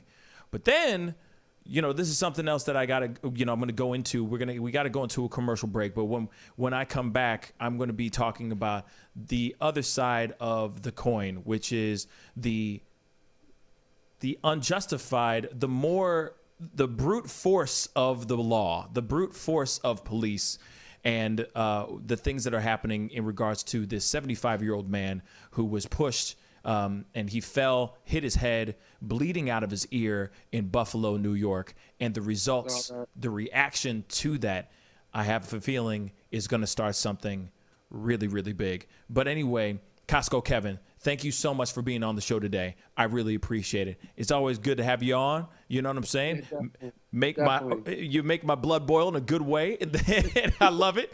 I love it. You know what I'm saying? This is why I was like, you got to come back on. You know what I mean? We just got to, This is the type of conversation we need to have with our neighbors. Absolutely. They're like constructive and friendly, because I feel like if I ever meet you in person, we're going to go out and get some damn good food somewhere. We're going to hang out. We're going to have a good time. There's going to be some conversation, but we'll still get along. Hell yeah. And that's got to be the ultimate message behind all this chaos that we're seeing, is a message of unification. Absolute. Facts. What you're saying right there is facts. We can still have a level of respect and understanding between each other. We might not see eye to eye on a lot of things, but there's still that respect on that table between us. And that's what it should always be. So this is what we need to do more often. This is what the world needs to do more often, and actually I wish more cops would be more willing to sit down and listen as well. But Kevin, CostCo Kevin, thank you so much for being on. I really appreciate it. You know what I mean? I really appreciate it. Stay blessed. All right. Thanks, man. We got to go into a quick commercial break. We'll be right back. This is the Pascal Show. Bye. Sex, money, power, respect. All of us in this scrutiny. All of you people different to me. Take up your glass. The rest of us crazy in the streets. Deception, the fakers and leaks. Entertainers and trucking for tweakers and losing their selves. Their loves are unique. All of us under surveillance. We wasn't feeling they made it. Half of them stumbling around and they faded. They live in the world that's degraded for people that's constantly hated. But you see how he makes these S's in his body right here? That's where he's hanging on, and then he's moving forward with the locomotion of his ribs. That is classic Missouri rat snake right there. So I'm gonna go ahead and grab him before he gets into a hole. Now, these snakes are not biters. They won't bite as long as you don't squeeze them. If you just stop them like this, it'll freeze them, and then you just gently pull them back. As long as you don't squeeze them, they won't bite. Yo, Mike, what's up, man? Guy? Good to see you, man. Yeah, so Sugar Fire. Yeah. Fully open, right? Yeah, we're pretty much open. So you can't sit inside yet. Monday you can sit inside a little bit. We'll have 25% of the tables inside, and then we're letting it rip outside. So I know that there's a lot of people really concerned about staying safe and all of that. No, so what are you guys doing in regards to that? Well, we have extra people to clean and rub everything down all the time. Everybody inside's wearing masks. And we have those little stickers on the ground so everyone can stay 6 feet apart. Right on. The tables are all spaced out, inside and outside. Sugar Fire, open in full effect right now. They're staying healthy, they're staying clean. Go get you a rack of ribs. Sugar Fire, open right now. Thanks.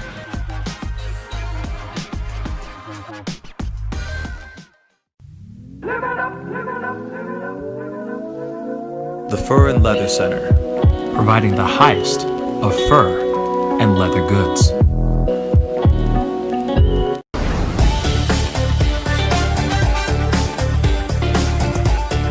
Tell me, you haven't seen anything strange happen around here in the last couple days.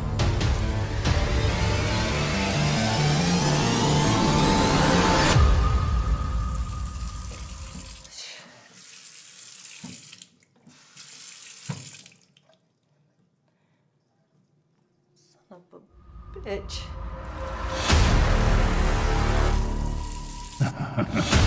One of us is gonna have to go. Ben, where are you? I'm not playing. I'm gonna leave.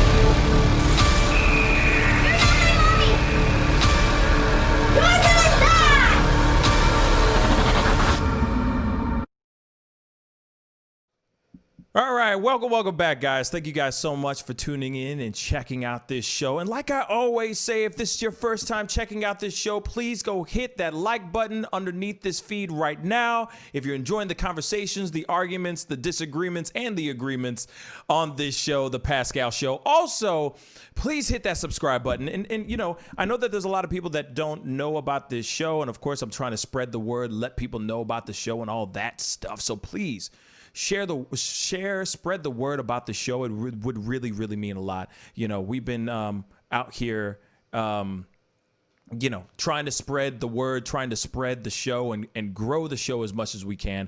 And of course, all the people that have been on, all the new faces, all the added people that have been on that keep coming back, of course, and the new faces that we get to meet every day is always a blessing. I am going to open up the phone lines here very, very shortly. But before I jump into that, I just wanted to pull up this video because here is something that I found very interesting. So there was an incident that happened during the protests, during some of the demonstrations in Buffalo, New York.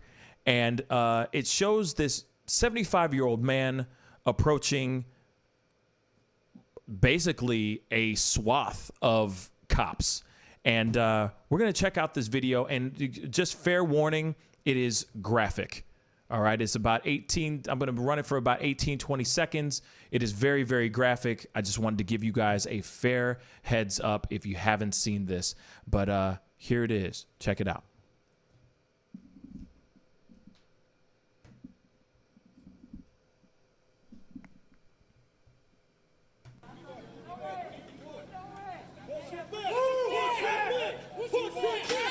Whew.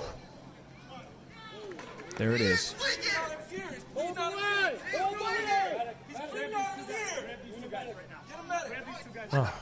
Okay, so that's as far as I'm going to let it go because obviously enough, you get it. And if you haven't seen the video, then now you've seen it. But unfortunately, the gentleman's name is George Gugino, if I'm correct. I'm probably mispronouncing his name. If I'm correct, that's his name. I'm trying to find his actual name. But of course, this happened a couple days ago. This happened yesterday, I'm sorry. Or this video surfaced yesterday where this gentleman was during some of the protests, during the demonstrations. He walked up to the cops and obviously they shoved him, as you saw in the video. Now, from my understanding, as they say, the two cops that actually shoved this poor 75-year-old man to the ground have been suspended. They have not been fired. They have been suspended. And of course, this made some people feel some type of way. In fact, it made 57 officers resign. So I'm going to read this really quick. Breaking, I'm told the entire emergency response team, I guess that's the Buffalo Police Department's emergency response team, has resigned from the team a total of 57 officers as a show of support for the officers who are suspended without pay after shoving Martin Gugino. It's Martin Gugino, 75. They are still employed, but no longer on the emergency response team.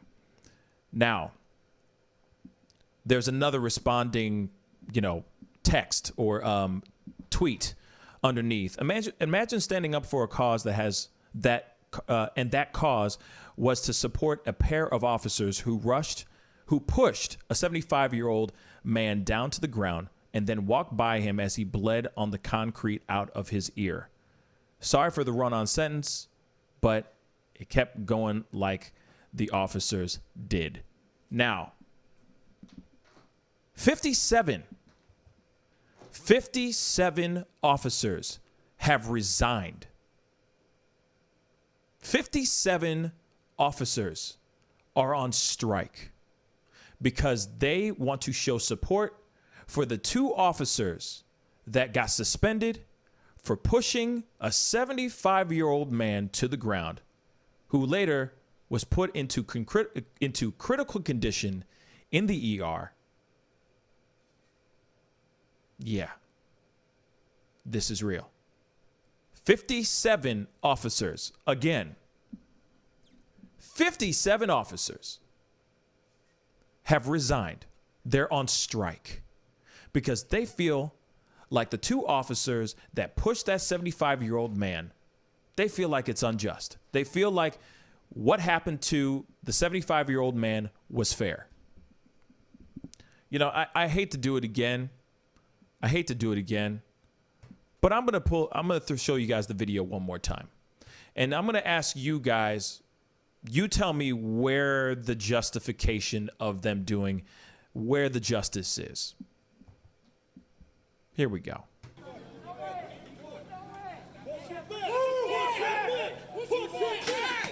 That's enough right there. You already see the fall. You see the fall. Let's go back there one more time. One more time, just to see this. Now, here it is. Man, he sounds like he hit hard. He hit the floor hard, y'all. He hit the floor hard, okay? So, they obviously shoved him. He tripped. He fell back. He hit his head, bleeding out of his ear. Bleeding out of his ear, okay? 57 officers. So, all them dudes, all the way in the back, all them dudes, all of them, I'm assuming, all these guys that were a part of that whole thing saw this man fall back, hit his head, the whole nine, said, nope, I refuse. I refuse to let my brothers go down. So we going down with him. 57 officers have resigned. Now, this is what I just put. I posted that tweet on my community page on YouTube, on the YouTube page. And I'm going to be straight funky with y'all.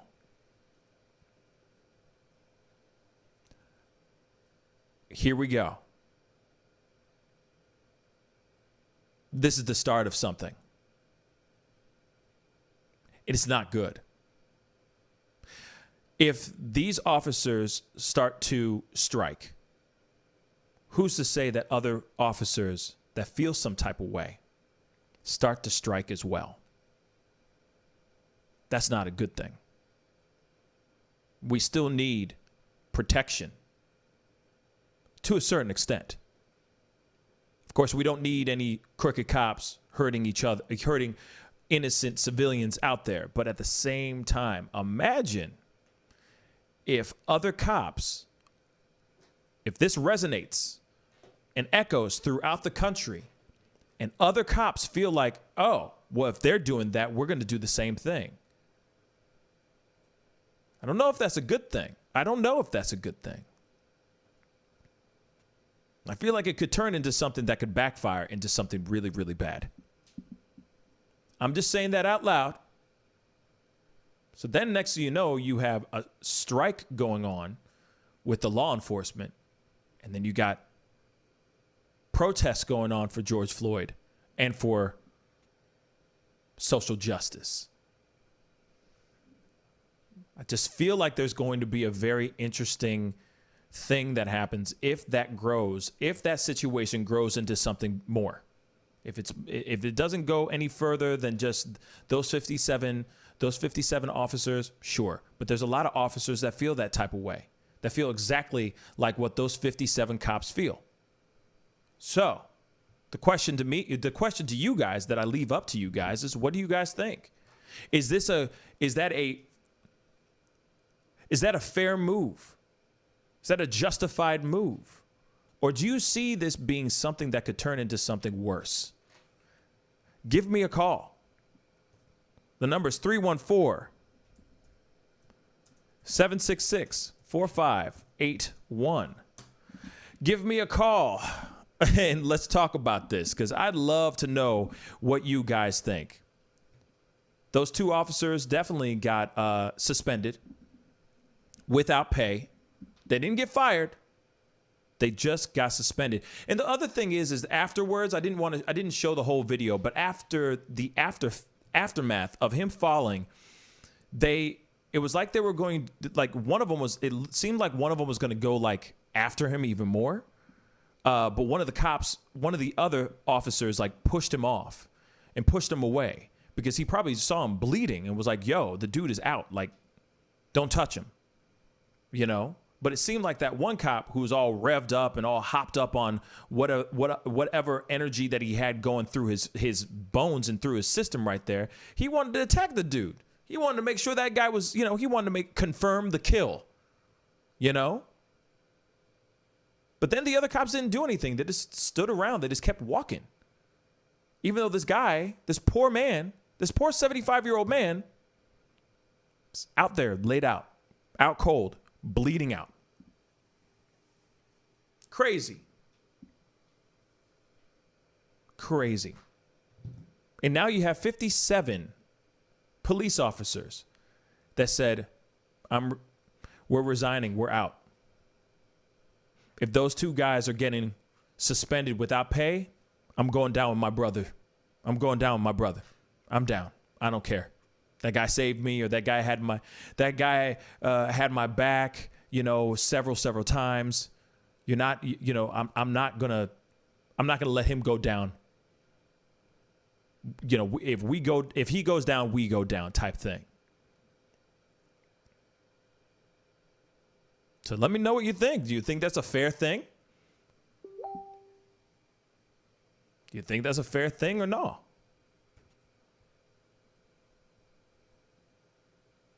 Let me know. Give me a call. 314-766-4581. And definitely let me know what you think, because I'd love to know.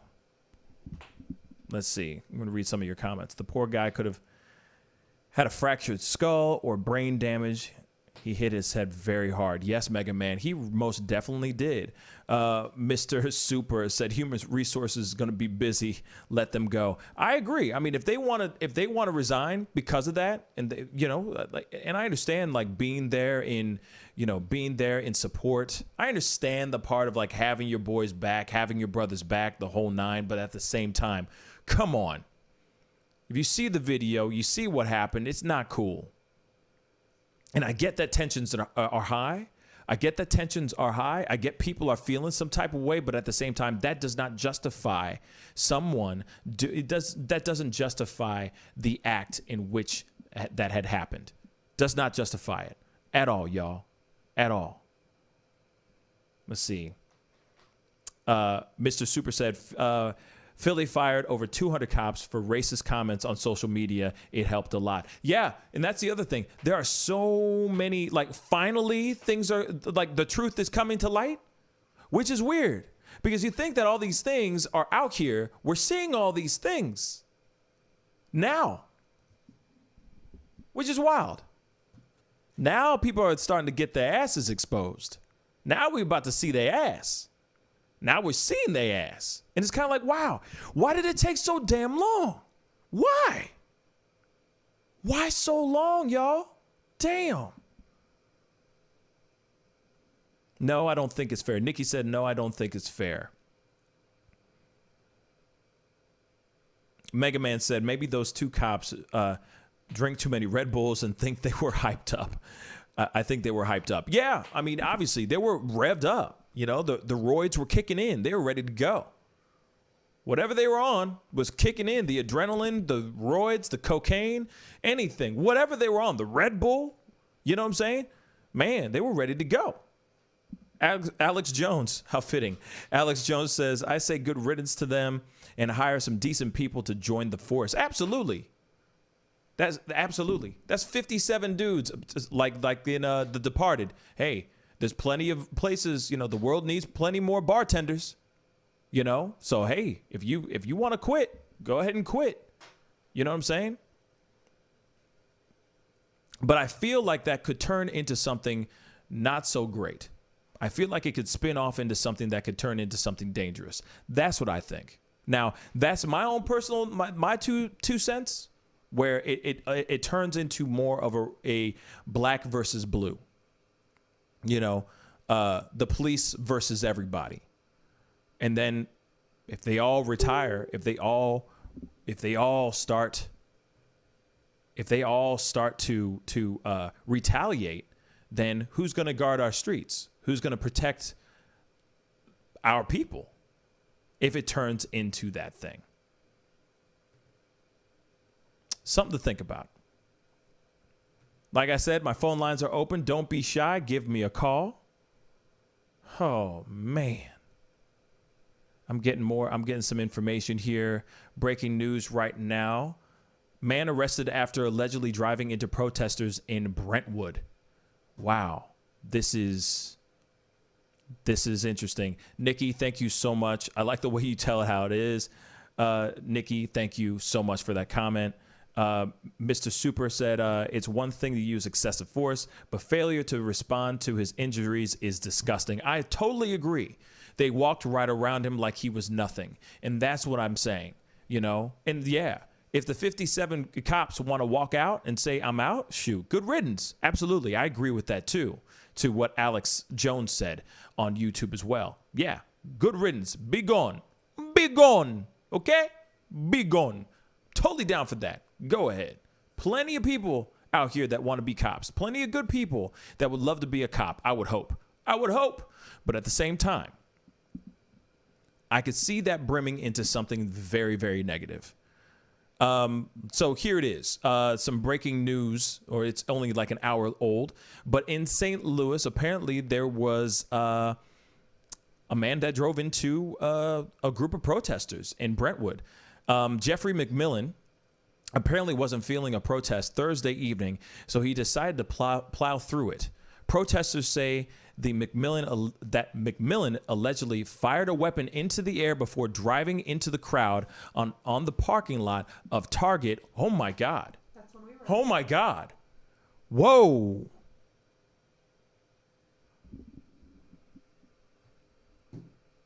Let me finish this. So protesters say that McMillan allegedly fired his weapon into the air before driving into the crowd on the parking lot of Target in Brentwood, Missouri. Some protesters followed McMillan to a nearby Home Depot after he drove through dozens. They surrounded him until authorities arrived and made the arrest. Police say they did recover a handgun on the scene. McMillan has been charged with unlawful use of weapon and being held on $100,000 bond. Now, let me say something real quick. The reason why I'm that shook is because, remember, I had just come back from a protest last night. I came on live. I said it was a wonderful, beautiful thing. It was very peaceful. It was very positive. It was a wonderful demonstration and a wonderful protest. The police were literally guiding us through it, guiding us through the whole thing, the whole nine. Well, thank God we left at the right time, because apparently they all walked back to Target which is where was the point of origin. That was our rendezvous point. We all met there, and then we all walked down a very major street, all right, in a very popular area of St. Louis, and to demonstrate.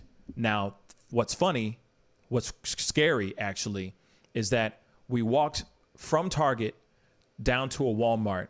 We kneeled for close to 9 minutes to represent and give homage to George Floyd. We turn back around. We go back.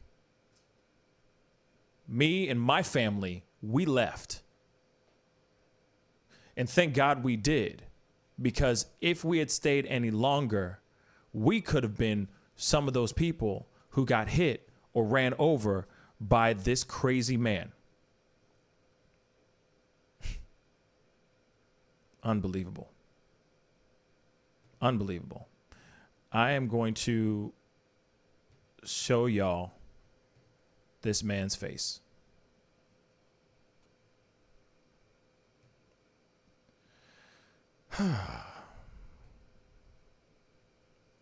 This is Jeffrey McMillan. This is the man that plowed through protesters last night. Unbelievable. Unbelievable. And see, what's funny is that, knock on wood, I have this weird sixth sense when it comes to large groups, when it comes to things that are going on. I always feel like I always feel something weird. Anytime I feel something weird, I leave. Whenever I go, hey, no, I'm not feeling right. I'm not feeling it. It's time to go. It's time to go. Good portion of the time, my feelings are correct. And thank God we left at the right time, because that could have been my nephew. That could have been my sister. That could have been my brother-in-law. That could have been my girlfriend. That could have been my family getting hit by a truck because some jerk felt like he was obligated to make his presence known by firing his handgun and driving through protesters that were peacefully demonstrating, by the way. Peacefully. Not nobody was looting. Not nobody was creating any vandalism. Unbelievable. That is creepy.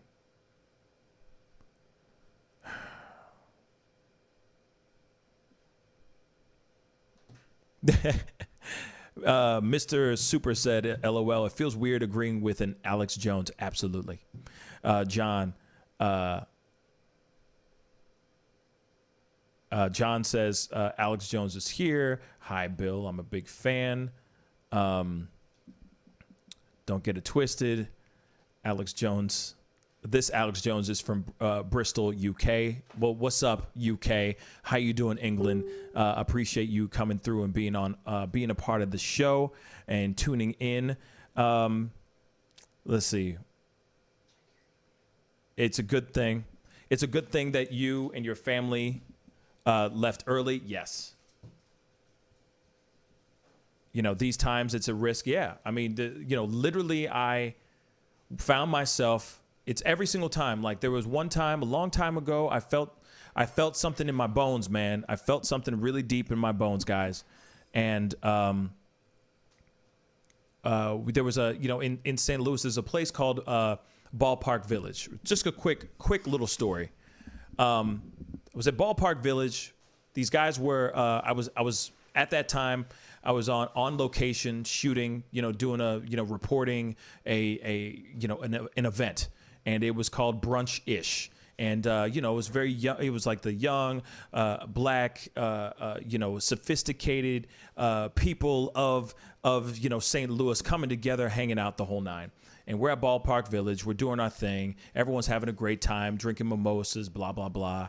And I'm shooting this stuff. I'm just a part of this event. I'm shooting, interviewing people, shooting the event, all this material, all this stuff for my show, for this particular show.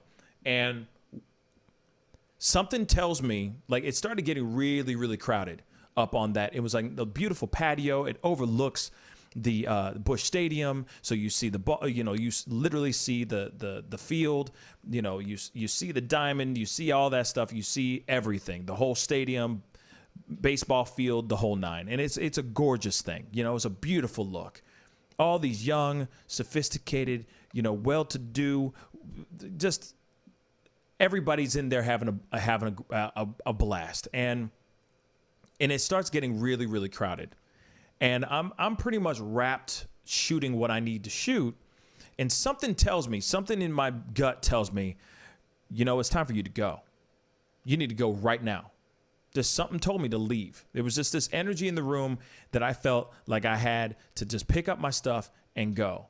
So I picked up my stuff and I left. About a minute later, after I get down from the elevator, I'm walking out of Ballpark Village. 2 men were shot. One was in the line of fire, and one was shot in the eye, dead, and another man was shot in the leg. And of course, absolute pandemonium happened. Everyone lost their minds. Everyone's running, you know, of course, the whole nine. There was a lot of people that I knew that were diving over the bars, ducking under things, the whole nine. I mean, it was absolute pandemonium. And those are just few examples of times where I have been in a situation where I felt something not right. I left and something bad happened. So, you know, I really do listen to my gut quite a bit. So I'm very happy. You know, I just, of course, immediately I think about the people who were injured or the people who were affected and frightened and terrified, because there were kids out there, guys. You know, there were kids, there were families out there just peacefully protesting, and some jerk like that has to go get in his car and just start driving off.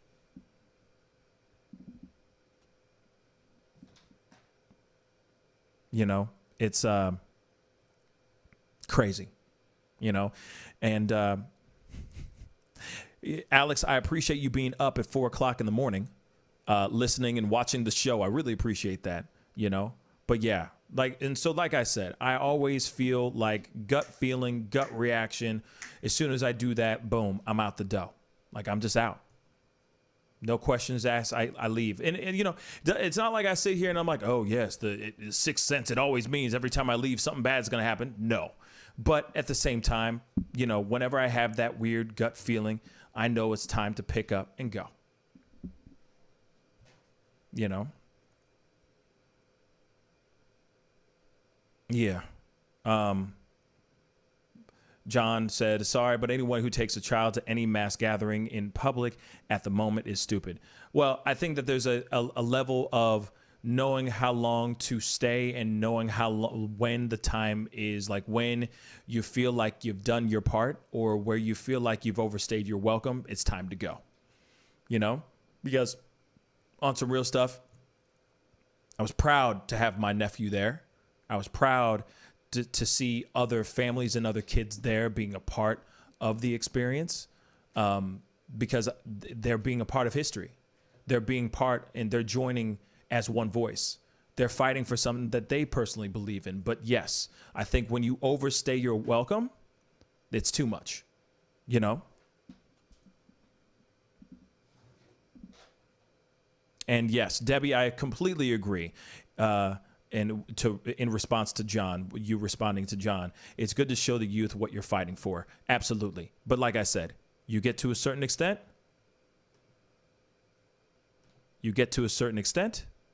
You stop when you feel like you've done what you needed to do, you know?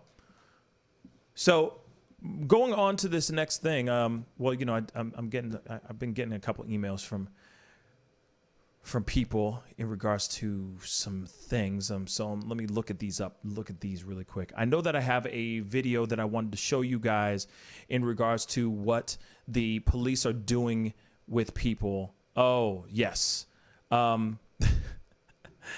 Oh boy. So there's something going on. Okay, let me pull these up. Let me make sure that I got these all, because I'm all of these, because I'm reading these things, and this is some crazy stuff. Let's see. Now this is something I got to read this out loud real quick. What? Okay. Let's see. NBA player warns Trump to keep George Floyd's name out of his mouth. Well, yet again, Trump has pissed off thousands of people, including one NBA player who grew so fed up he decided to send a message. Friday morning, Trump spoke with the media from the Rose Garden of the White House, and he said hopefully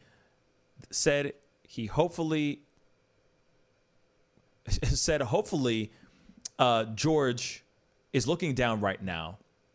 This is a great thing that's happening for our country. It's a great day for him. It's a great day for everybody in terms of equality, which was trash, in my personal opinion, too.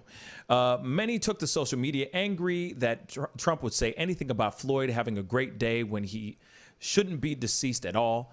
Some felt he mentioned Floyd as a campaign stunt to win over some black voters. Yes, I think that too.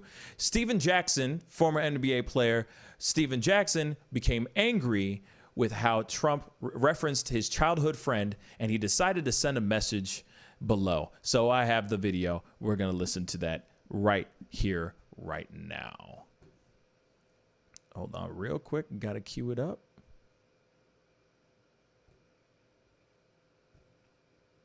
Uno momento, por favor. All right, here we go. Here we go. Hopefully George is looking down right now and saying this is a great thing that's happening for our country. This is a great day for him. It's a great day for everybody. This is a great day for everybody. This is a great, great day. Hey, this message is for Donald Trump. This message is for you. Do not speak on my brother's name. And I'm making you a promise. You will not be in the White House come November. You will not be reelected. I'm telling you now. Woo. See how the whole world stood together? Arm to arm, race to race, everybody standing for love. 50 states, 18 countries. That's what me and my brother Floyd did. So we coming to get you out the White House. Donald Trump, don't speak on my brother's name. That damn sure wasn't a compliment. Just know, the 18 countries and the 50 states that protested, we coming to get you out the White House. Stay tuned. Woo! Okay. Well, that was a hamburger. Yeah.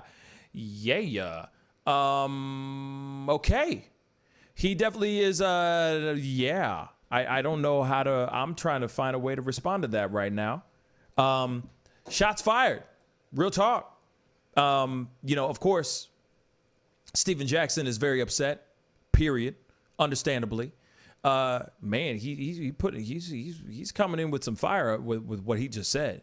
Real talk. There's a lot of people that are listening to Steven Jackson right now. Steven Jackson has a lot of movement right now. Real talk. So the fact that Trump, like I said, or like what I just read a second ago, I totally agree. I think Trump is trying to say something to save face a little bit because he's going, oh, crap, I just did something really bad just a second ago. Now I got to bring back the black voters as much as I can, by any means necessary. So let me bring in George Floyd's name in here and try to integrate that into what I'm signing and the bills that I'm signing right now. But it's bad timing. Bad timing, Trump. Steven Jackson's coming for your ass. That is full on facts. Woo! Anyway, there's some other things that are going on, like something called Go Bald for BLM. I don't know what's going on in the world, y'all. This is.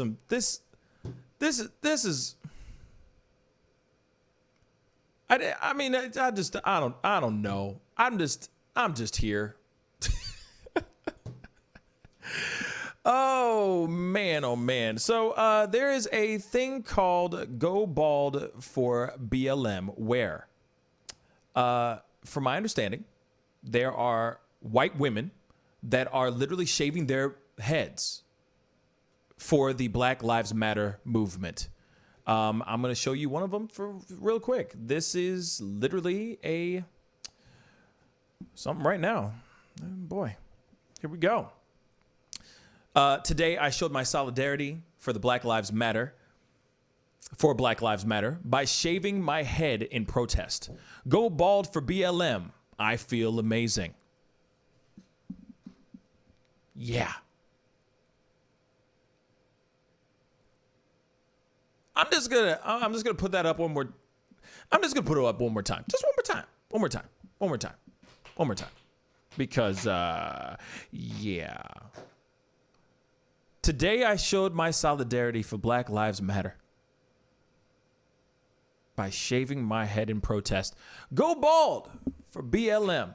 I feel amazing.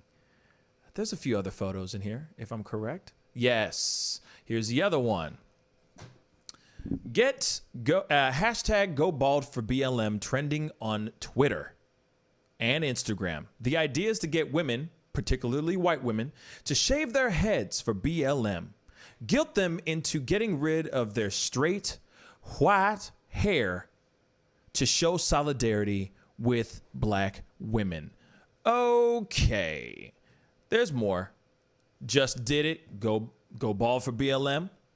Bald for BLM. BLM. Guys, I did it. Thanks for all the support. My husband and boyfriend both support me too. I'm going to donate to POC. Donate it to POC. Okay.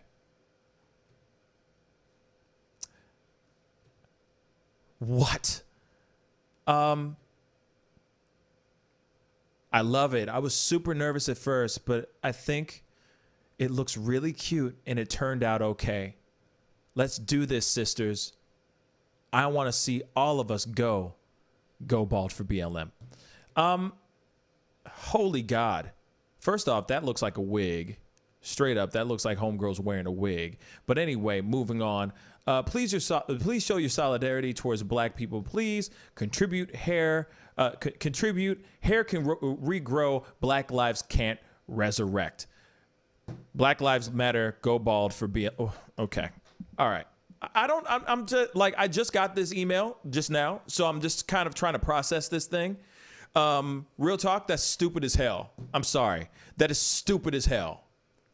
Like, you literally are trying to go Britney. You're trying to get Britney up in this piece. It's Britney, bitch. You're literally trying to go Britney up in this piece. You know, you're trying to use the excuse of going mentally insane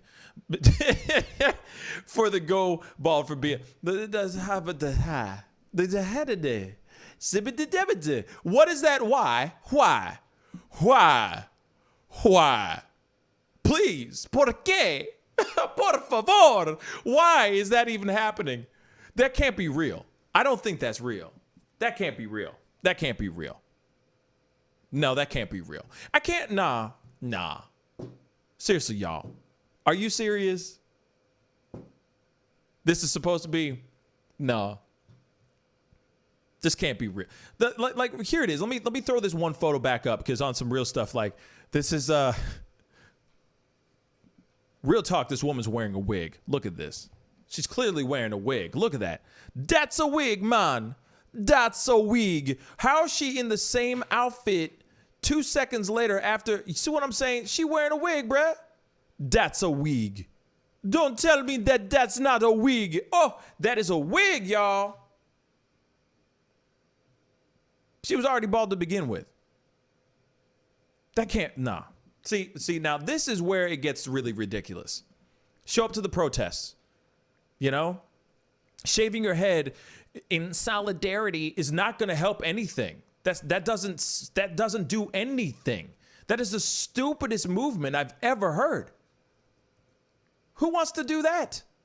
Homegirls literally just want to use that as an excuse to shave their heads. They want to get all Sinead O'Connor up in this piece. Yes, deep cut. Literally. Come on now.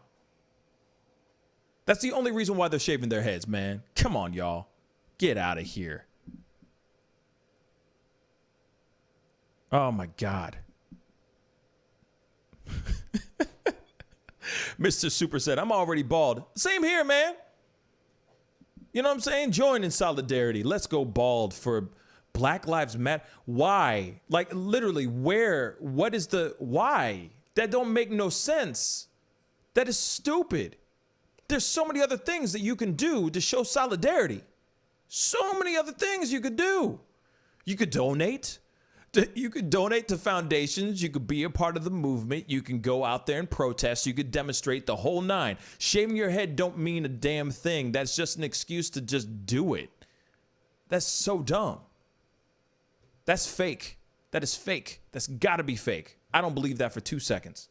Nah. I refuse to believe that. That's a sad. Like I said, Black Lives Matter. It's so frustrating to me because Black Lives Matter, the Black Lives Matter movement is turning into a trend. You know, it's like people are trying to use it as if like, oh, look, I'm so down. I'm so evolved. Look at what I'm doing for the BLM. Look what I'm doing for Black Lives Matter. I'm so woke. Do you see how woke I am? It's so stupid.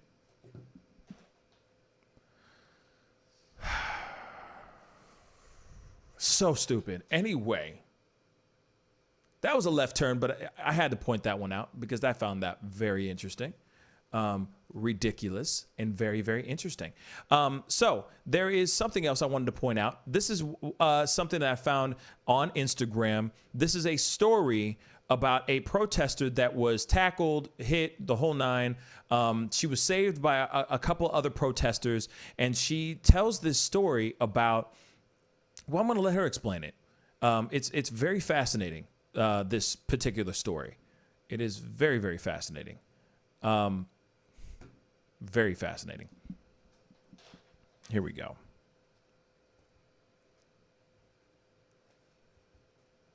Hold up.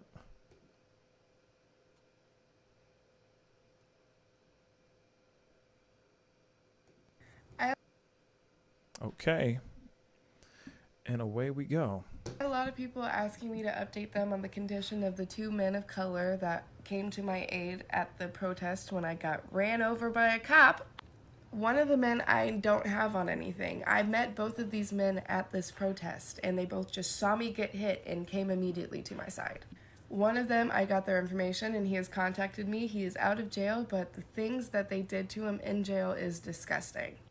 Him and over 20 other protesters were all put in one cell, and they brought a man off of the COVID floor of the jail into their cell for no reason but to expose them. Did you hear that? Took somebody from the COVID floor, from like a COVID cell, and put them in the cell with the other protesters. Why? To get them exposed to COVID. Interesting. Continuing. He now has to quarantine for 14 days, so he can't protest, which was probably the goal of the police. Absolutely. Fox News is going to do a story on me getting hit by the car and all of my injuries and the police brutality, and I'm also working on getting them to work with him as well to get his story out. But I'm going to still be protesting. This is not going to end, and Black lives will always matter. Yep.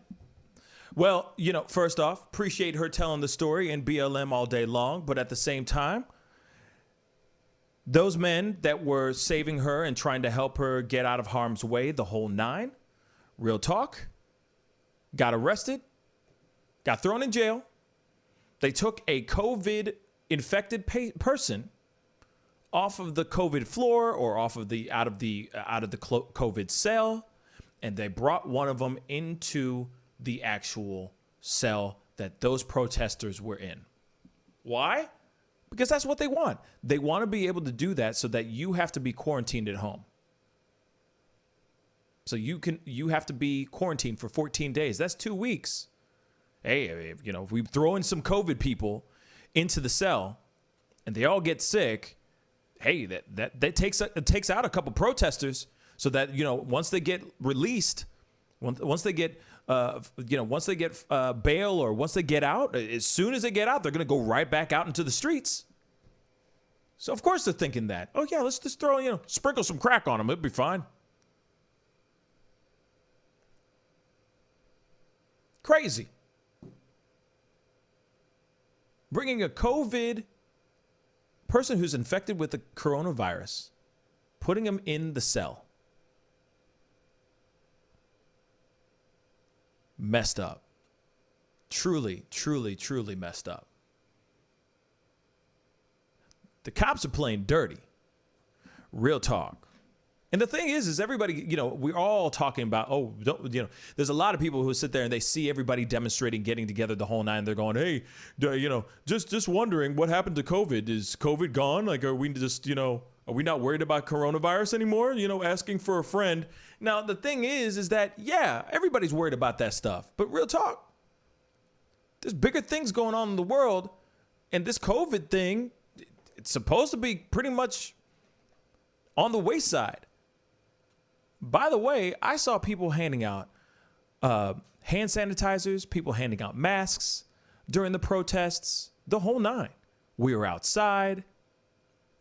Yes, we were marching together, but at the same time, it wasn't like that kind of thing. It wasn't like we were all breathing on top of each other, licking each other and all that stuff. You know what I'm saying? That's ridiculous, guys. This is what we live in. This is where we are. Protesters getting arrested, they're getting taken into jail, they're getting processed, taken to jail, and then they're just putting in a COVID patient in the room. Sick them. Come on, boys. Sick them. Literally and metaphorically speaking. But that's real. It's a damn shame. And now she's going to be going on some news junkets, some media junkets to talk about this the whole nine. And that's real. The cops are dirty, man. They're playing dirty too. Just because these protests are going on right now doesn't mean that these people are going, oh, these cops aren't sitting there going, oh, well, we got to stay, we got to be good. We got to stay clean. Hell to the no. They're trying to do more bad, man. They want to make sure none of these protesters come back. So, of course, they're going, let's get them infected. They won't know. No one's going to believe them. So let's do it. It's a damn shame. Anyway, my phone lines are still open. 314-766-4581. Let me know. You know what I'm saying? Drop a dime. Let me know what you think on any of the things that we've talked about so far on tonight's show. It is a doubly large show today because of earlier show. I couldn't do all the stuff that I wanted to do because of the internet's, shutting down on me and stuff. You know what I'm saying? Shaniqua, how's Oakland? You know what I mean? How you doing, sweetheart? Thank you so much for tuning in. And yes, that is pure evil. Alex Jones, I totally agree. That is pure evilness by those cops. Absolutely. Absolutely. And that's what's really going on. They want to make sure when they get taken out, that they stay gone. They don't want any of those guys back. It's a damn shame. Damn shame.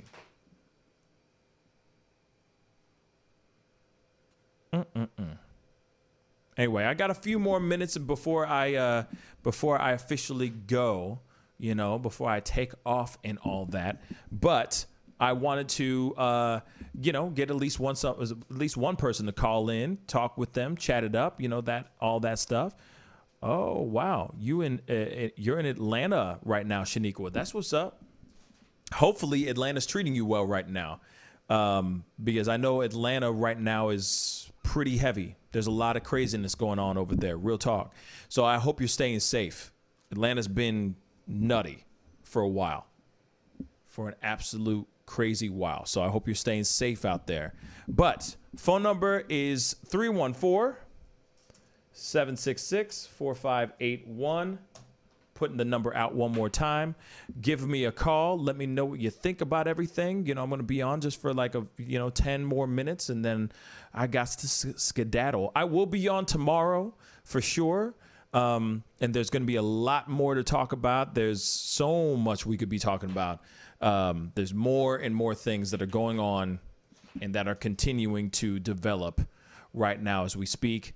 So definitely give me a call. And definitely tune in tomorrow because we're going to be talking about that.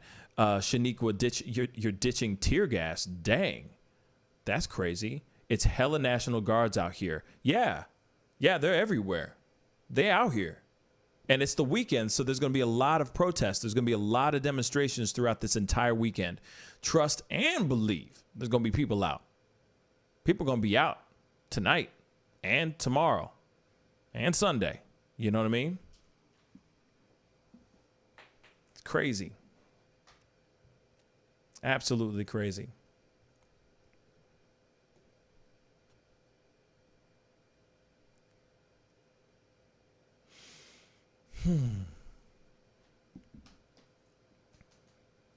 So much to be said. All the stuff that's been going on lately it's been mind-blowing, y'all. Real talk. It has been mind-blowing. They shut Atlanta down. Absolutely, they shut Atlanta down. You know, there's too much stuff going on, you know. And yes, Mr. Super, I agree with what Mr. Super's saying. Thanks for protesting. Absolutely. Shaniqua, you know, thank you for being out there and fighting the good fight and getting your voice heard and all of that. You know, just stay safe, please. We all need to stay safe.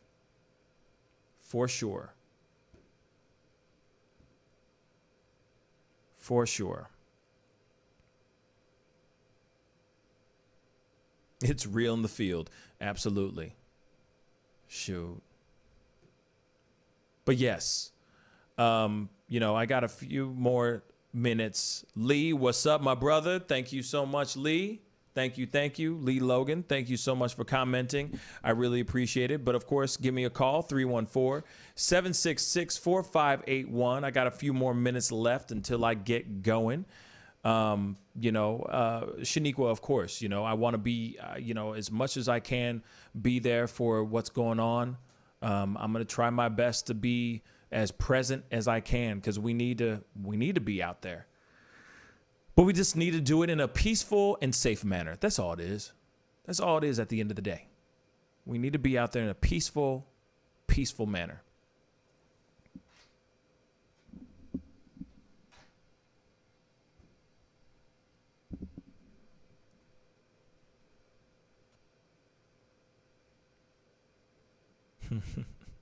I'm from East Oakland. I know how to wiggle. Facts, Shaniqua.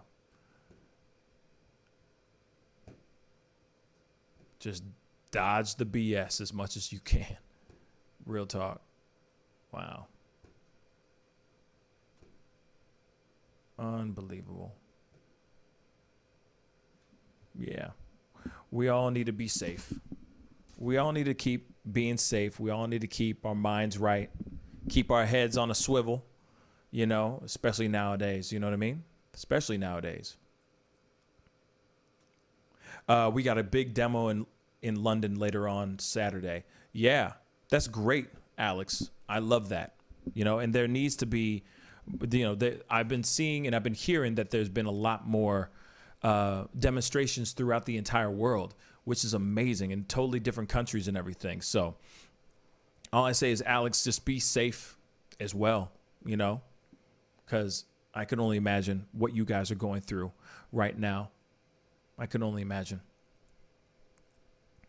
Shaniqua, you know what to do. If you got that footage, send it to me. Please, please, please. You know where to email it to, you know, and then we'll put it on the show. That would be dope. That would be dope as hell. But I will be on tomorrow afternoon. I'll probably be on like Saturday evening, most likely, because there's just, you know, a lot going on. and I want to be able to give you everything that I can get at the right time. And we got a phone call.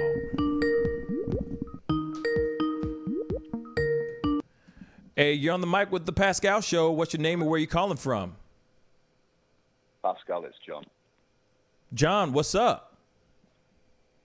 Mate, listen, I'm sat watching on the chat. I just want to ask a question. I'll ask a question to everyone else who's sort of in the chat and watching at the moment, because I'm originally from the UK. Right. I live and I work in Southeast Asia, and you know, I'm all for, you know, some form of movement that needs to take place, not just in the US, but in many countries around the world where, you know, racism is rife and it's terrible. I mean, I'm sat in Malaysia near Singapore. Singapore is a great place, but it is inherently very racist. Yes. Lots of places are. But right. The reality of where we're at is, have we forgotten about the last 4 months that we've just lived through with the virus? Right. You know, you're encouraging, and everyone's encouraging people to go out and protest. Right. Okay. So, do you have something else? I'm sorry, I didn't mean to interrupt you. I mean, we've had a pandemic. Yes. We're told to social distance. Yes. And I agree with that. We're encouraging people in countries to go out and protest. Yes. And so I do agree with what you're saying and there. The UK, you know, and the UK, for example, have just released a pretty big dossier saying how so many of the people who've passed away and died from this in the UK are from black, Muslim, and ethnic minorities. Absolutely. Which, you know, which is, you know, one, it's a very strange time to release a document like that when you've got all these people looking to protest about Black Lives Matter, etc. But then, why I'm really struggling to understand why people are wanting to go out onto the streets and congregate. Right. When we've had a virus. Yeah, you're absolutely right. I see your point there. Now, John, correct? Your name's John? John? Yeah. Okay, John. First off, thank you so much for calling in. Second, I think the thing is that one of them, I know that the protests are during this very, very trying time. Obviously, there's a lot of there's a pandemic going on. There's a lot of things, people concerned about the coronavirus, you know, being passed on, so on and so forth. But I also see that people are wearing protective gear. Every turn I saw, there were people wearing masks. I didn't see not one person out there not wearing a mask or, you know, using hand sanitizer. That's great. I know. When we say a mask, we're talking about a little bit of cloth across someone's face, though. We're not talking about masks that work. Oh, sorry to interrupt you there. No, it's okay. It's okay. No. And I see you have absolute every right to have that concern. And yes, I saw people with N95 masks. I saw people with those medical type of masks. I saw all types of different types of masks for sure. And yes, you're right. Not every single one is let's say medical grade. At least let's just say for lack of a better term. But a lot of people were out. The protests were outside, all right. You know, it's not like we were in an enclosed place. They are outside. They are using hand sanitizer. People were wearing a good amount of people were wearing gloves. There was hand sanitizer being passed around. Masks were being used. Also, masks were being passed around to people that didn't have masks. So at least they were trying to implement some sort of safety during that time. Just to interrupt you. Go ahead. Isn't that just people potentially passing the virus to other people and handing pieces of, you know, things to put on the face? I mean, in general, you know, you got a good point there. Do you think it's a sensible thing to do to congregate in mass groups? I think it's a sensible thing if we do it sensibly.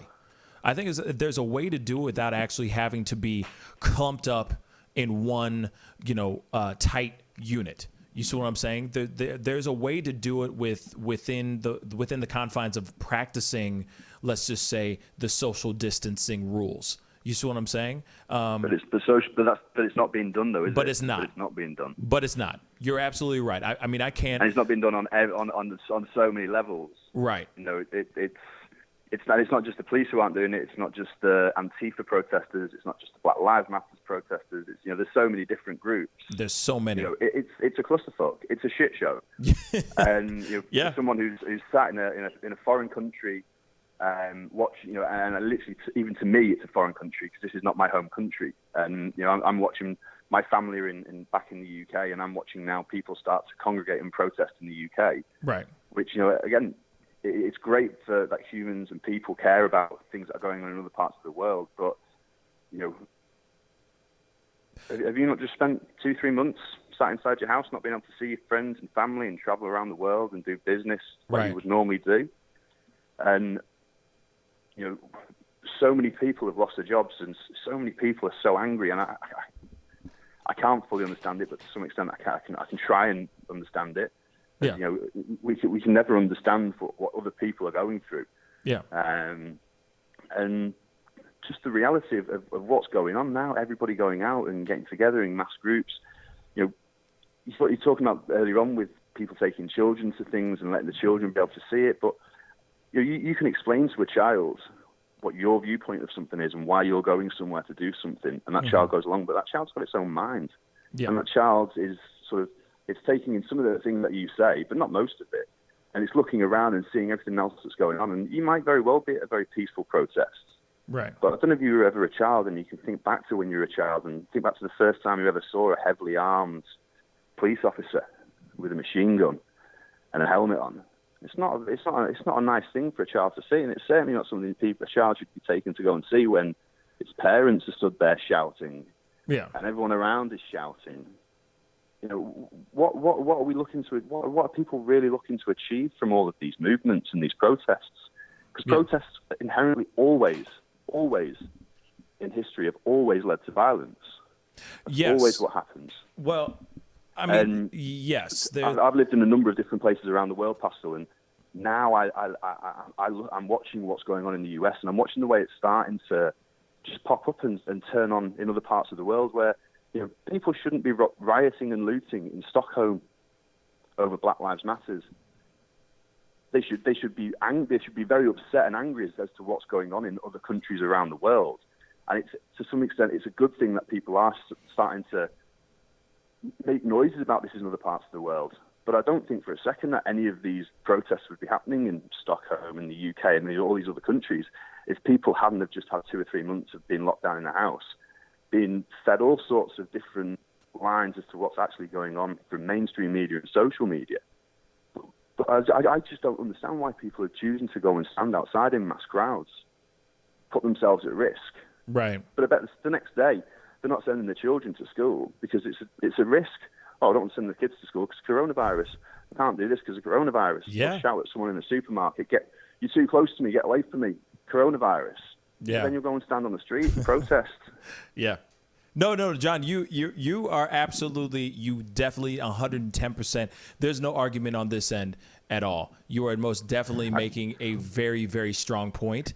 And the thing is that it's the biggest point. Sorry, no, go ahead. I realize I keep interrupting with what you're saying. No, you're good, brother. Go ahead. The biggest point of what I would really like to be able to say to anyone who's listening now in the US and in other parts of the world, but especially to people in the US, is you need to stop. You just need to stop doing what you're doing, because people in other parts of the world are watching this, and the medias aren't reporting it the way it's being reported in the US. Some parts of the world, people are just seeing footage of people rioting, smashing up shops and stealing stuff and fighting with the police. Yeah. And they're not being told what's actually happened before that. They're only being drip-fed part of the story. So these people in other parts of the world are starting to think, oh, these are people in America, they're rioting because of the lockdown, because of the coronavirus. Yeah. I mean, it's a combination of all things. We're at a really pivotal point for all of mankind around the world. And with social media, mainstream media, etc., everyone's watching you. We're all watching you. The whole world is watching what you're doing right now. Yeah. No, and I definitely... It's not good. No, and I see what you're saying. You need to stop. Like, we need to see... You all need to stop. We're seeing things in... where, we're America is leading by example, or we're leading, and everyone's following an example. And yes, I see but what example are you setting? What example are you setting right now? Well, obviously it's first off just for the full thing of the Black Lives Matter movement. The thing of the injustices that have happened in regards to what has happened with George Floyd and the many other men and women who have died. We're at least in America for the black community. That is what we are up here standing up against the police and what's going on with the government and all that stuff. Now, Trump has been adding more things, just throwing logs into the fire and making things worse as well. So it is now grown into something even bigger than just, the social injustices that are going on between black and blue. You see what I'm saying? So, yes, I can see your point in regards to what's going on with the rest of the world as far as how the world is looking at this, and then they're going and demonstrating as well. But then, of course, there's the fear of, people, cross-contamination, people getting sick from the COVID, so on and so forth. I fully see what you're saying in regards to that, 110%.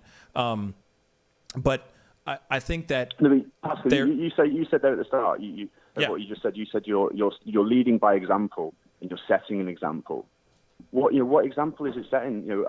I get that. I'm not disputing, and I don't think anyone would dispute and question the Black Lives Matter movement. But right now, look at turn your television on. Look at the videos that you've been showing on the channel today. Yeah. What example is America setting right now?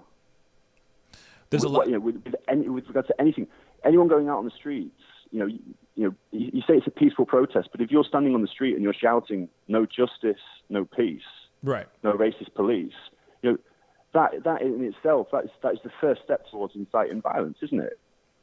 If you were in a bar, forget all of this current situation, but if you were in a bar and you stood there and you started shouting, "Let's start a fight, let's smash this bar up." Right. You don't do anything, but you stand there and you start shouting it, and a load of drunk guys start smashing the bar up. You can be arrested. You can be done for inciting a riot. You didn't physically do anything. You started things along the way. You pressed the button. You poured petrol on the fire. Yeah. What example are you guys setting right now to the rest of the world, going out, standing on the streets and shouting? What example are you setting? Forget the rest of the world. Your own children that you're taking to this, or you're leaving at home and letting them see the footage on the news and social media. Because it's a knock-on effect. And where does it stop? Because at the moment, it's just getting worse and worse and worse every day. Yeah. Now, I see what you're saying. I fully see what you're saying. And at the end of the day, it is really about you see it. You see it one way. I see it something a little bit different. As far as a peaceful okay. For example, let's just take COVID out the picture just for 2 seconds. Okay, let's just take COVID and put it on the side for right now. When it comes to the actual peaceful protests, Now, I'll say this though before we go into peaceful protest. The peaceful protest side of it, okay? When we were marching and I was with my nephew, I did not see any type of violent acts that happened. I didn't see any cops that were doing any type of thing. It was a very, very peaceful protest. There were cops that were leading us through our march. There were no the police that were out there that were a part of dressed in riot gear and their assault rifles and all that stuff. They were off somewhere else. We didn't see any of that. So it was a very, very clean and safe protest. And I would never, ever let a child be a part of something, be a part of a march that is going to be quote unquote violent. Of course not. Right at face value. Let's just put the COVID on the side, because I see what you're saying, and we're gonna bring COVID back in, and we will. I promise you that. But when it comes to everything that's going on in regards to the climate of the world, the what happened with the video that we all saw that sparked this whole the anger to begin with, in regards to the injustices that are going on. Now the thing is when it comes to social media, I mean, yes, and when it comes to media in general, this was something that you cannot not see. It's not like you can literally just walk away and turn a blind eye to what was going on. I mean, it was all over everything. It's on social media. It's a TikTok. It's an Instagram video. It's on CNN. It's Fox News. It's MSNBC. It's on World News. All that stuff. It was everywhere. And more angles than some touchdowns or home runs you'll see. Exactly. It's ridiculous. It was getting to the point where everybody in that you couldn't even avoid it. So of course it's going to agitate and it's going to rile people up. So of course there's going to be people out there that are going to want to demonstrate. Now that is the thing. It's a matter of, do we sit back and not do anything about it, even if there is COVID-19 floating around, with the possibility of contaminating and getting ourselves sick, or do we stand up and actually do something about it? That was the call at the time. But we're, 9 days down 11. The road now? 11. 11 days. It's 11 the 11th days down day, the road. yeah. Mm-hmm. And, it's not got any, it is totally out of control. It is. Over there. It is most definitely getting. Well, actually, okay. Let me just say this really quick. Not everywhere. Not everywhere. But, exactly. To the extent where look at the video you just showed earlier of that 75-year-old man being pushed to the floor. Yeah. Yeah. And that's in some ways that's not that old man's fault, but at the same time it is his fault, because if he's not there, he doesn't get pushed over, does he? If he doesn't walk towards some police officer like that and interact with them in some way like he does, he wouldn't do that. But at the same time, if those are they actual police officers? Have they just been pushed through from a training program? They clearly look very, very uncomfortable doing what they're doing and on edge. Everyone just needs to get a grip of what's going on. It's getting out of control there, and it's starting to happen in other parts of the world. You're saying you're leading by example. You're saying you set an example, and you have every right, and you had the best intention at the start. Yeah. And I'm not saying that the Black Lives Matter movement shouldn't stop and shouldn't, or should stop. Sorry. Something definitely has to be done. But what is going on right now, there is no way that this is going to end. In a good way. Yeah. Well, I think I'm hopeful. I mean, of course, we can. The only thing we can do is be hopeful and hope that things are going to end in a positive way or start to mend. The riots have subsided to a certain extent. Yes, there are still looting and vandalism and all that stuff in certain cities that are still going on. But, like Shaniqua on the comments is saying, right now Atlanta is still, in an uproar. But there are places like St. Louis that people are just demonstrating peacefully, and I think that there's a lot of us that are hoping that within this peace will come. Let me point something out really quick. Martin Luther King Jr. was demonstrating countless times, did a countless peaceful protesting and peaceful demonstrations. He is assassinated. There were riots. And within 7 days, if I'm correct, 8 days since the time that he died, through all the riots and all the crazy demonstrations that have happened, the wave of the ebb and flow of violence and peace that happened during those 9 days, they wrote a new bill for the civil rights movement. So if that can happen, now, of course, a man had to die. But if that can happen, maybe it can happen over here too. Do you think that's possible with Trump in the White House? I really bloody hope so, my brother. Like, I really, really hope so.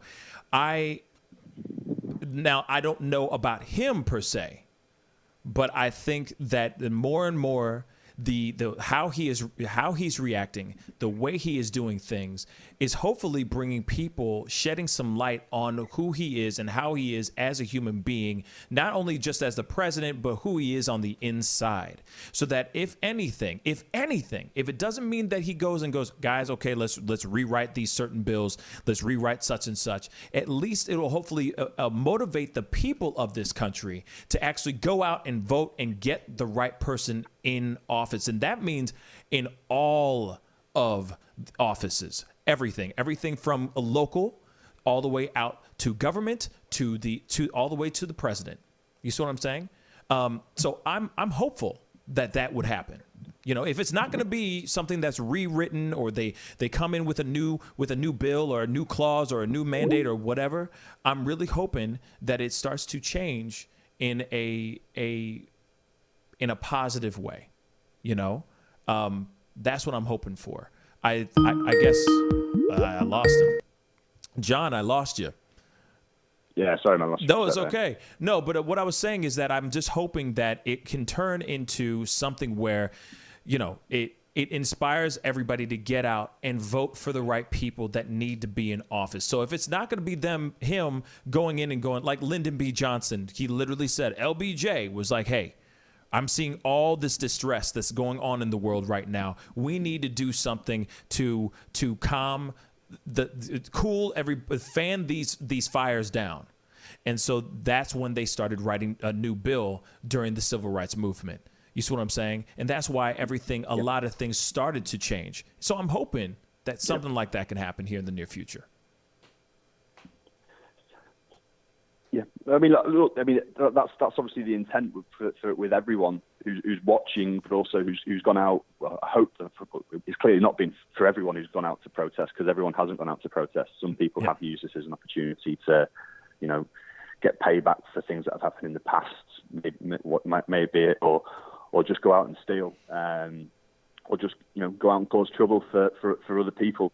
And, you know, unfortunately, people in general just inherently are, you know, bad towards other people. They're jealous and they're envious of other people, and that's what we're seeing right now. And I personally feel that things like social media, Facebook, Instagram, have driven that forward. I think if we didn't have things like Facebook and social media, you know, the riots that we're seeing now probably wouldn't have happened for another 10 or 20 years. Yeah.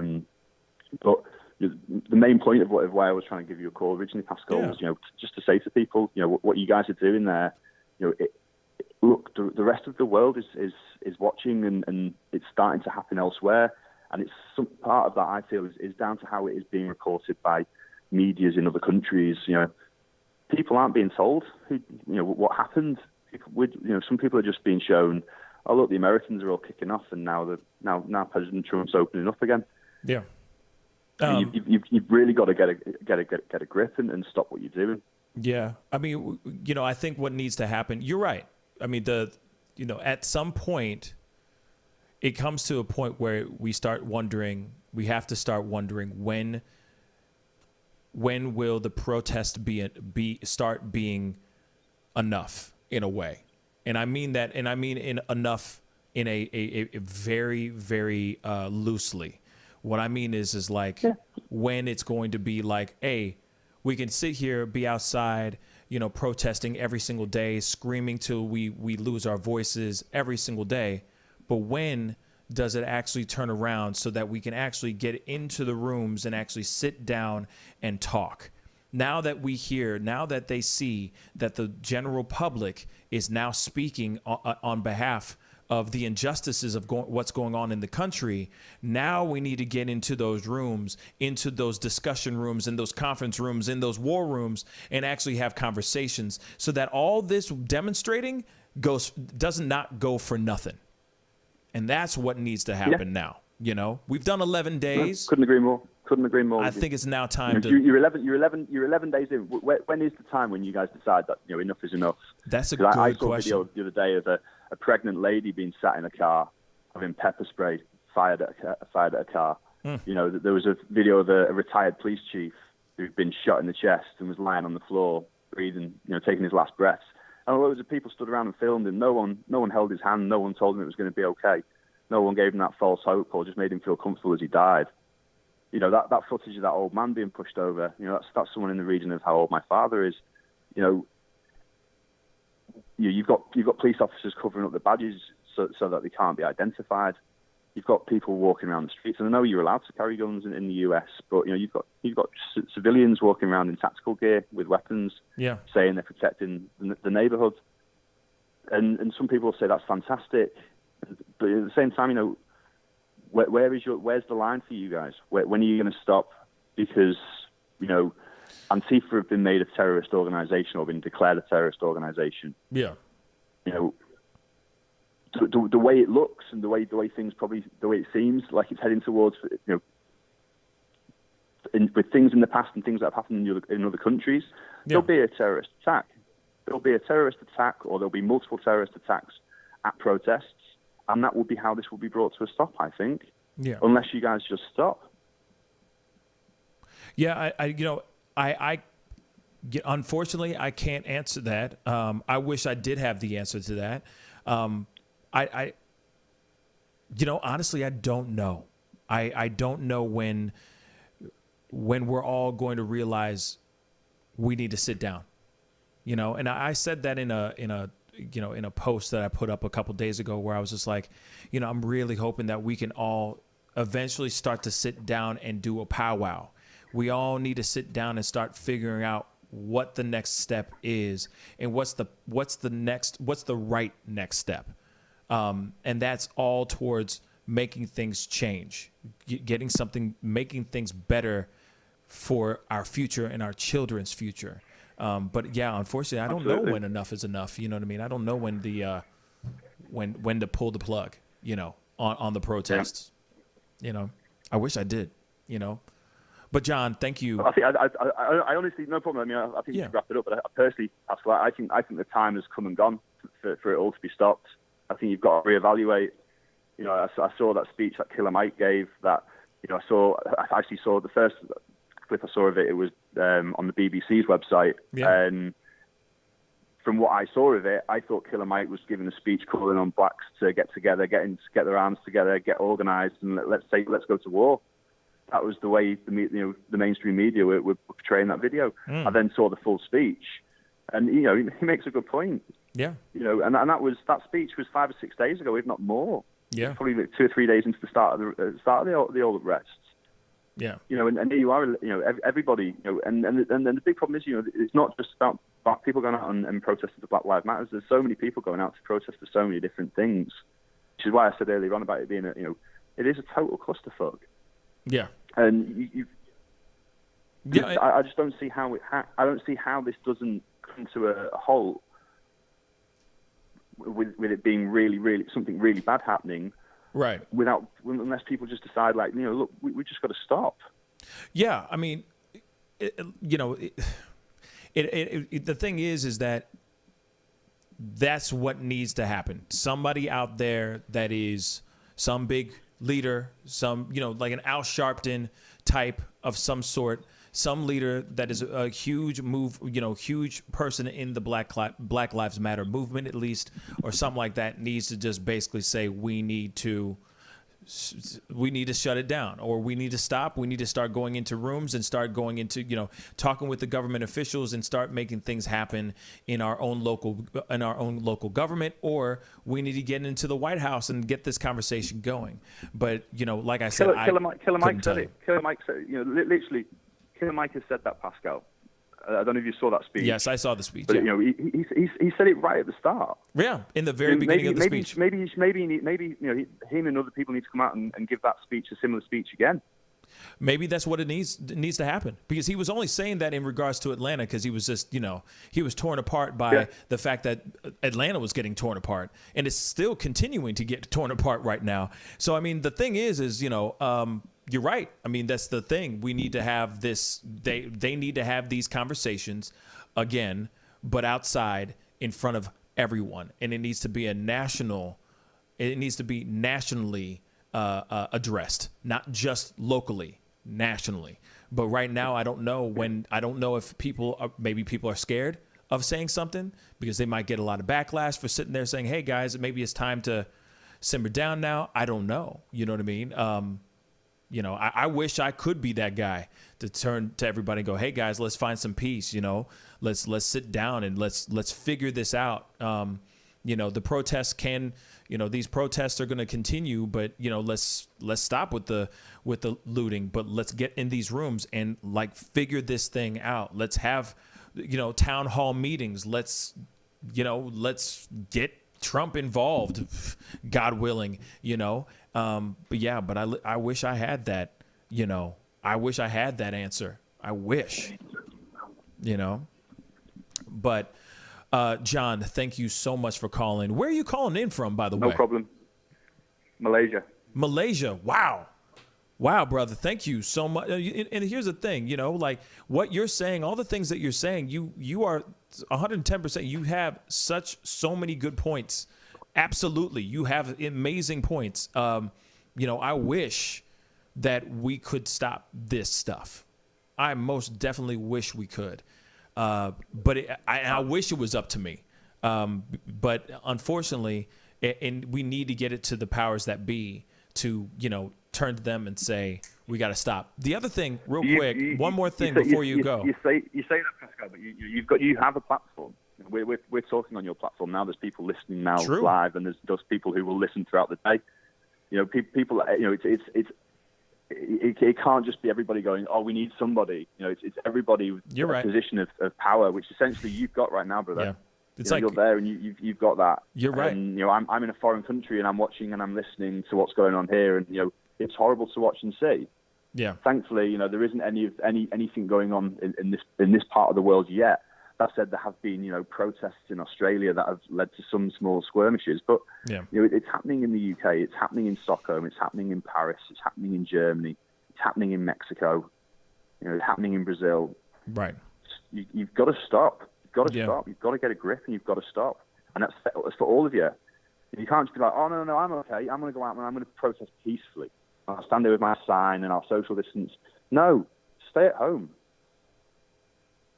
I see what you're saying. It's literally monkey see, monkey do. People see a big crowd and they go and stand in that group and, you know, oh, this is peaceful, this is great. Well, yeah, that's fine. But then there might be some people in that group that don't want to be peaceful.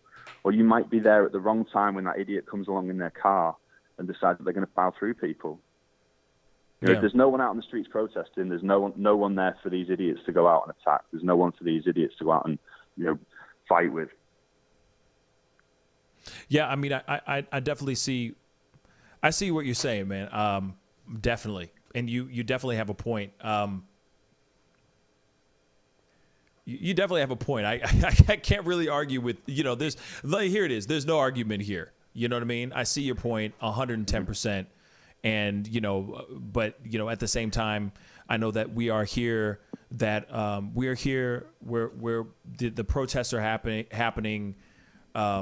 Yes, you know, I could be one voice saying, hey, let's simmer it down so that we can actually go in these rooms and get these conversations going. But, you know, I am one voice. If I'm able to get multiple voices with me singing in unison, we could be heard a lot better. Every voice has got to start as one voice, Pascal. Everyone's got to start as one. You know, every journey starts at the first step. You know, every gathering starts with one person. You know, everyone's got an opportunity. I think, you know, for someone for yourself, I think you should be really trying to push this now. Right on, man. Because it's got to stop. It's got to stop. Yeah. You know, even for those people who go out and they just say, well, I'm just out and I'm filming. Yeah. You know, we don't need you out there filming. Yeah. I see what you're saying. I see what you're saying. Absolutely, man. And duly noted. It's strength in numbers. It's strength in numbers. And it's strength in the numbers for those who decide to go out, and it's strength in numbers for those who decide to not go out. Yeah. Yeah, you're absolutely right, man. You know, I'm gonna now. I need to digest all that. Really appreciate you, mate. Really appreciate you. I'll let you get on with it. No, I appreciate you, John. Thank you so much for calling all the way from Malaysia. That's huge. And No you problem. know, and second, you know, I appreciate you putting in your 2 cents. You know, like it's a different perspective, and that's what we need for sure on the show. So thank you so much for calling in, brother. You know, everyone's got a different perspective on it, mate. Everyone's always got a different perspective. Absolutely, man. Absolutely. I appreciate you, brother. Thank you. Appreciate it. You have a great day. You too, man. Peace. Cheers, man. So yeah, guys, you know, everyone has a different perspective. Everyone has a say in things for sure. And, you know, what he just said, you know, is, you know, definitely I'm taking it internally for sure. You know, there's a lot to think about. There's a lot to consume. There's a lot to take in, and you know, especially with things that are going on in the world, how things are going on in the world, how they can be, how we can do more, how could we do less? If what we're doing is helping or hindering? you know, just the protest in general. Forget the whole idea of violent or peaceful.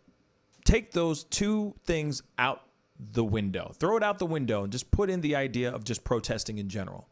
You know, is that something that we need? Like, is this the time to be doing that stuff? Or do we need to take a second? Do we need to take a second to step back and take a look at things and really get an idea of what's really going on in the world and how we can do things in a more effective way without actually having to go out and run the streets or burn buildings down or vandalize or kill people who are just trying to protect their own businesses and trying to protect their own homes. So these things we need to start figuring out, you know.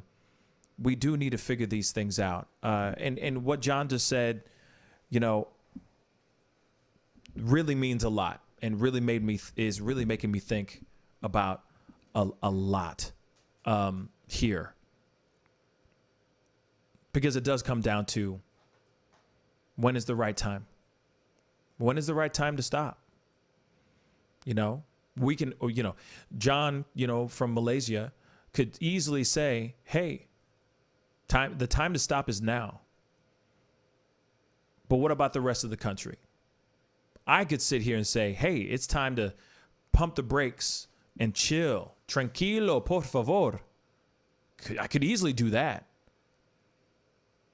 But will the rest of the country hear that and be on top of that and be down for that? And those are the things that I think we all have to think about, you know? Because yes, you know, on this platform, I do put in, you know, videos and stuff like that are going on as far as like things that are going on in the world, things that are, you know, things people are saying, things people are doing, you know, the cyclist dude, you know, with his Scrooge McDuck waddle and all that stuff. I mean, yes, you know, we'll crack fun at that and make fun of it. But yes, those are things that are actually going on in the world right now, because there are pieces of trash that are actually fully against finding justice.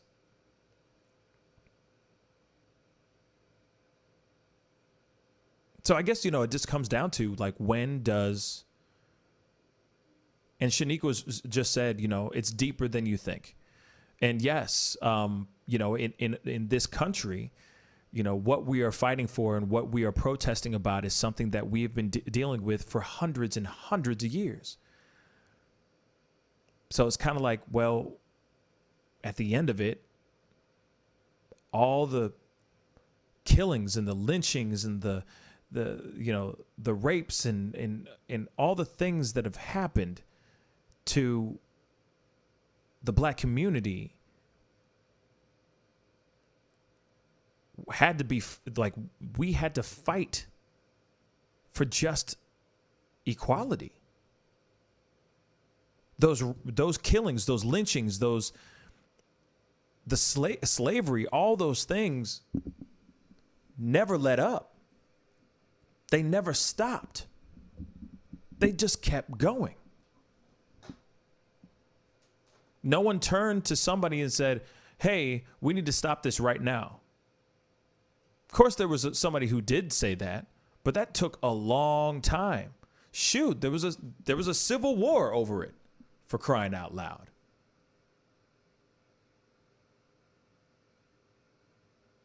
They had to fight, North versus South, just for the emancipation of black people. They weren't going to stop until, you know, they weren't going to stop.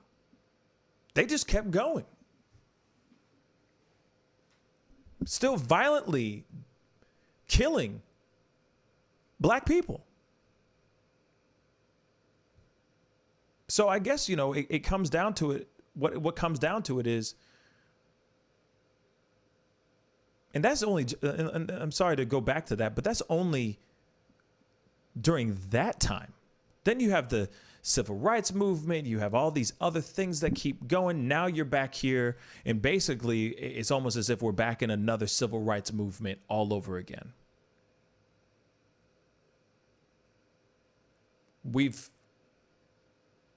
been begging, and pleading, and saying to many people, to those police officers, hands up, don't shoot.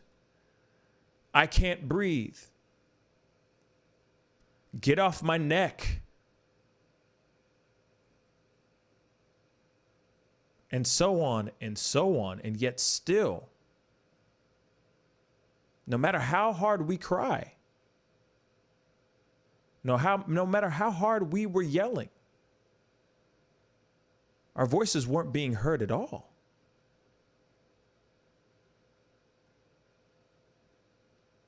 So when it comes down to it, and you know, mad love to John for calling in, because that was quite a perspective. It was a different perspective, but I'll say this: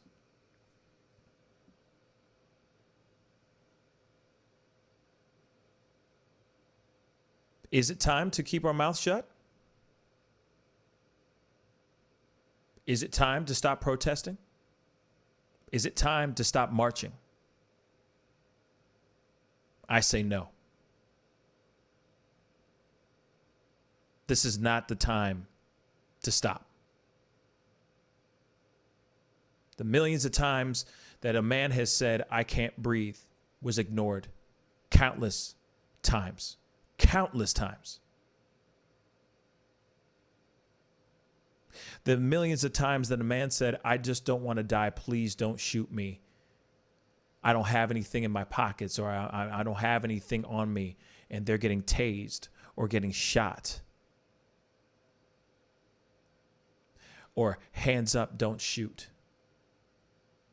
And they're getting shot and killed in cold blood. A man jogging through a neighborhood because him getting chased by two men because they think that he stole something from a construction site. No one was there to stop those two men from killing that poor man in cold blood in the middle of the afternoon in Georgia. So we could sit here all day long saying it's time to stop. But when are they going to stop killing innocent, young, innocent black men and women? And when that actually starts to happen, I think that these marches and those demonstrations will definitely stop. But if we stop these protests and put our words out there saying, hey, we got to stop, what is the next step? Because I remember, real quick, Michael Brown Jr. was shot and killed. There was an uproar. People were absolutely angry. It lasted for a little while. And then it stopped. Why? Because people got tired.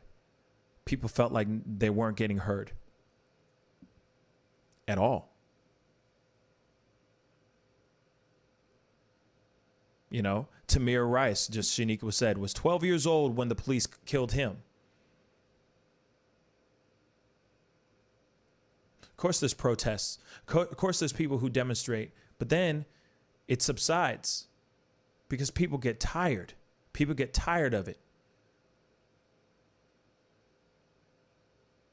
I'm really hoping that right now, in this time around, is the last and final hurrah.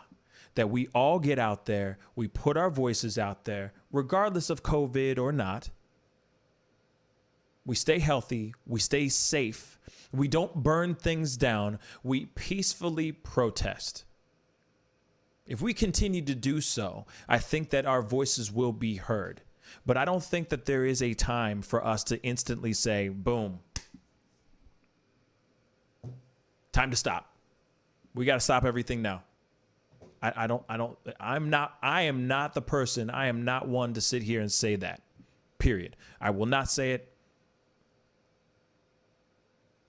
It's hundreds and hundreds of years of persecution and injustices, countless time and time and time and time again. This is only 11 days. Maybe we'll actually get heard. And hopefully, this will be the last time. Anyway, I got to get going.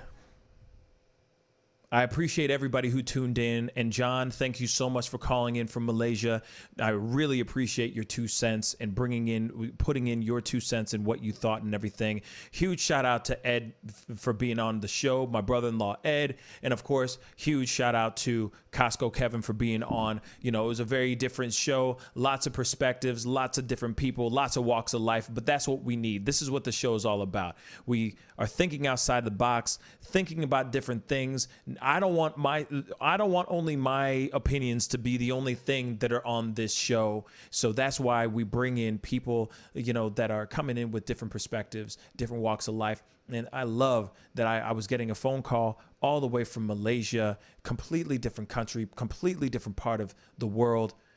And it is a different perspective. You know, it's nice when we have people that are not from the U.S. on the outside looking in, you know, because what he said isn't wrong. What John said is nowhere near wrong at all. He makes very strong points there. Absolutely. 110%. In fact, I agree with him on a lot of things.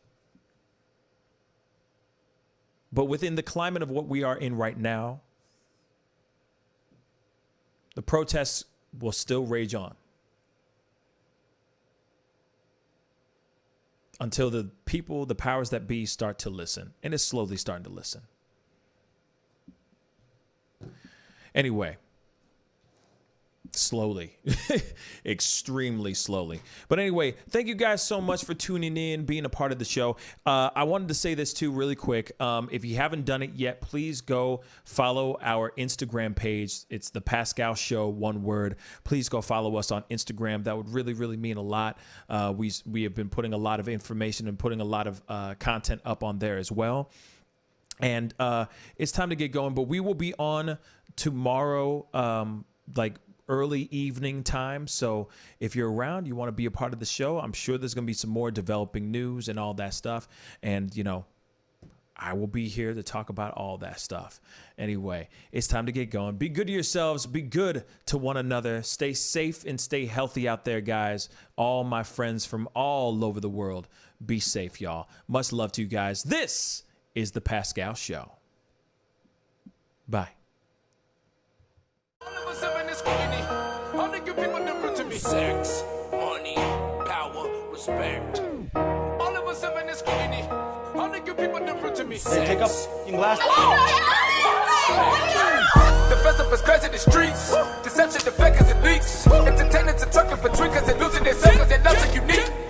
All of us under surveillance. We wasn't feeling they made it. Half of them stumbling around and they faded. They live in the world that's degraded for people that's constantly hated. But you see how he makes these S's in his body right here? That's where he's hanging on, and then he's moving forward with the locomotion of his ribs. That is classic Missouri rat snake right there. I mean, so I'm gonna go ahead and grab him before he gets into a hole. Now, these snakes are not biters. They won't bite as long as you don't squeeze them. If you just stop them like this, it'll freeze them, and then you just gently pull them back. As long as you don't squeeze them, they won't bite. Yo, Mike, what's up, man? Guy? Good to see you, man. Yeah, so Sugar Fire. Yeah. Fully open, right? Yeah, we're pretty much open. So you can't sit inside yet. Monday you can sit inside a little bit.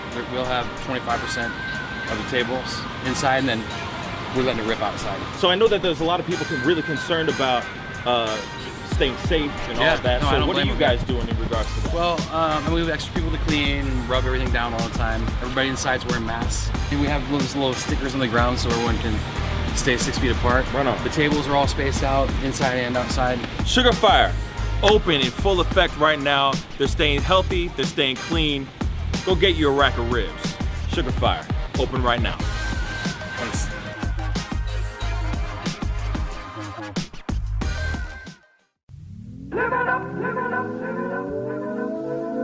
The Fur and Leather Center, providing the highest of fur and leather goods.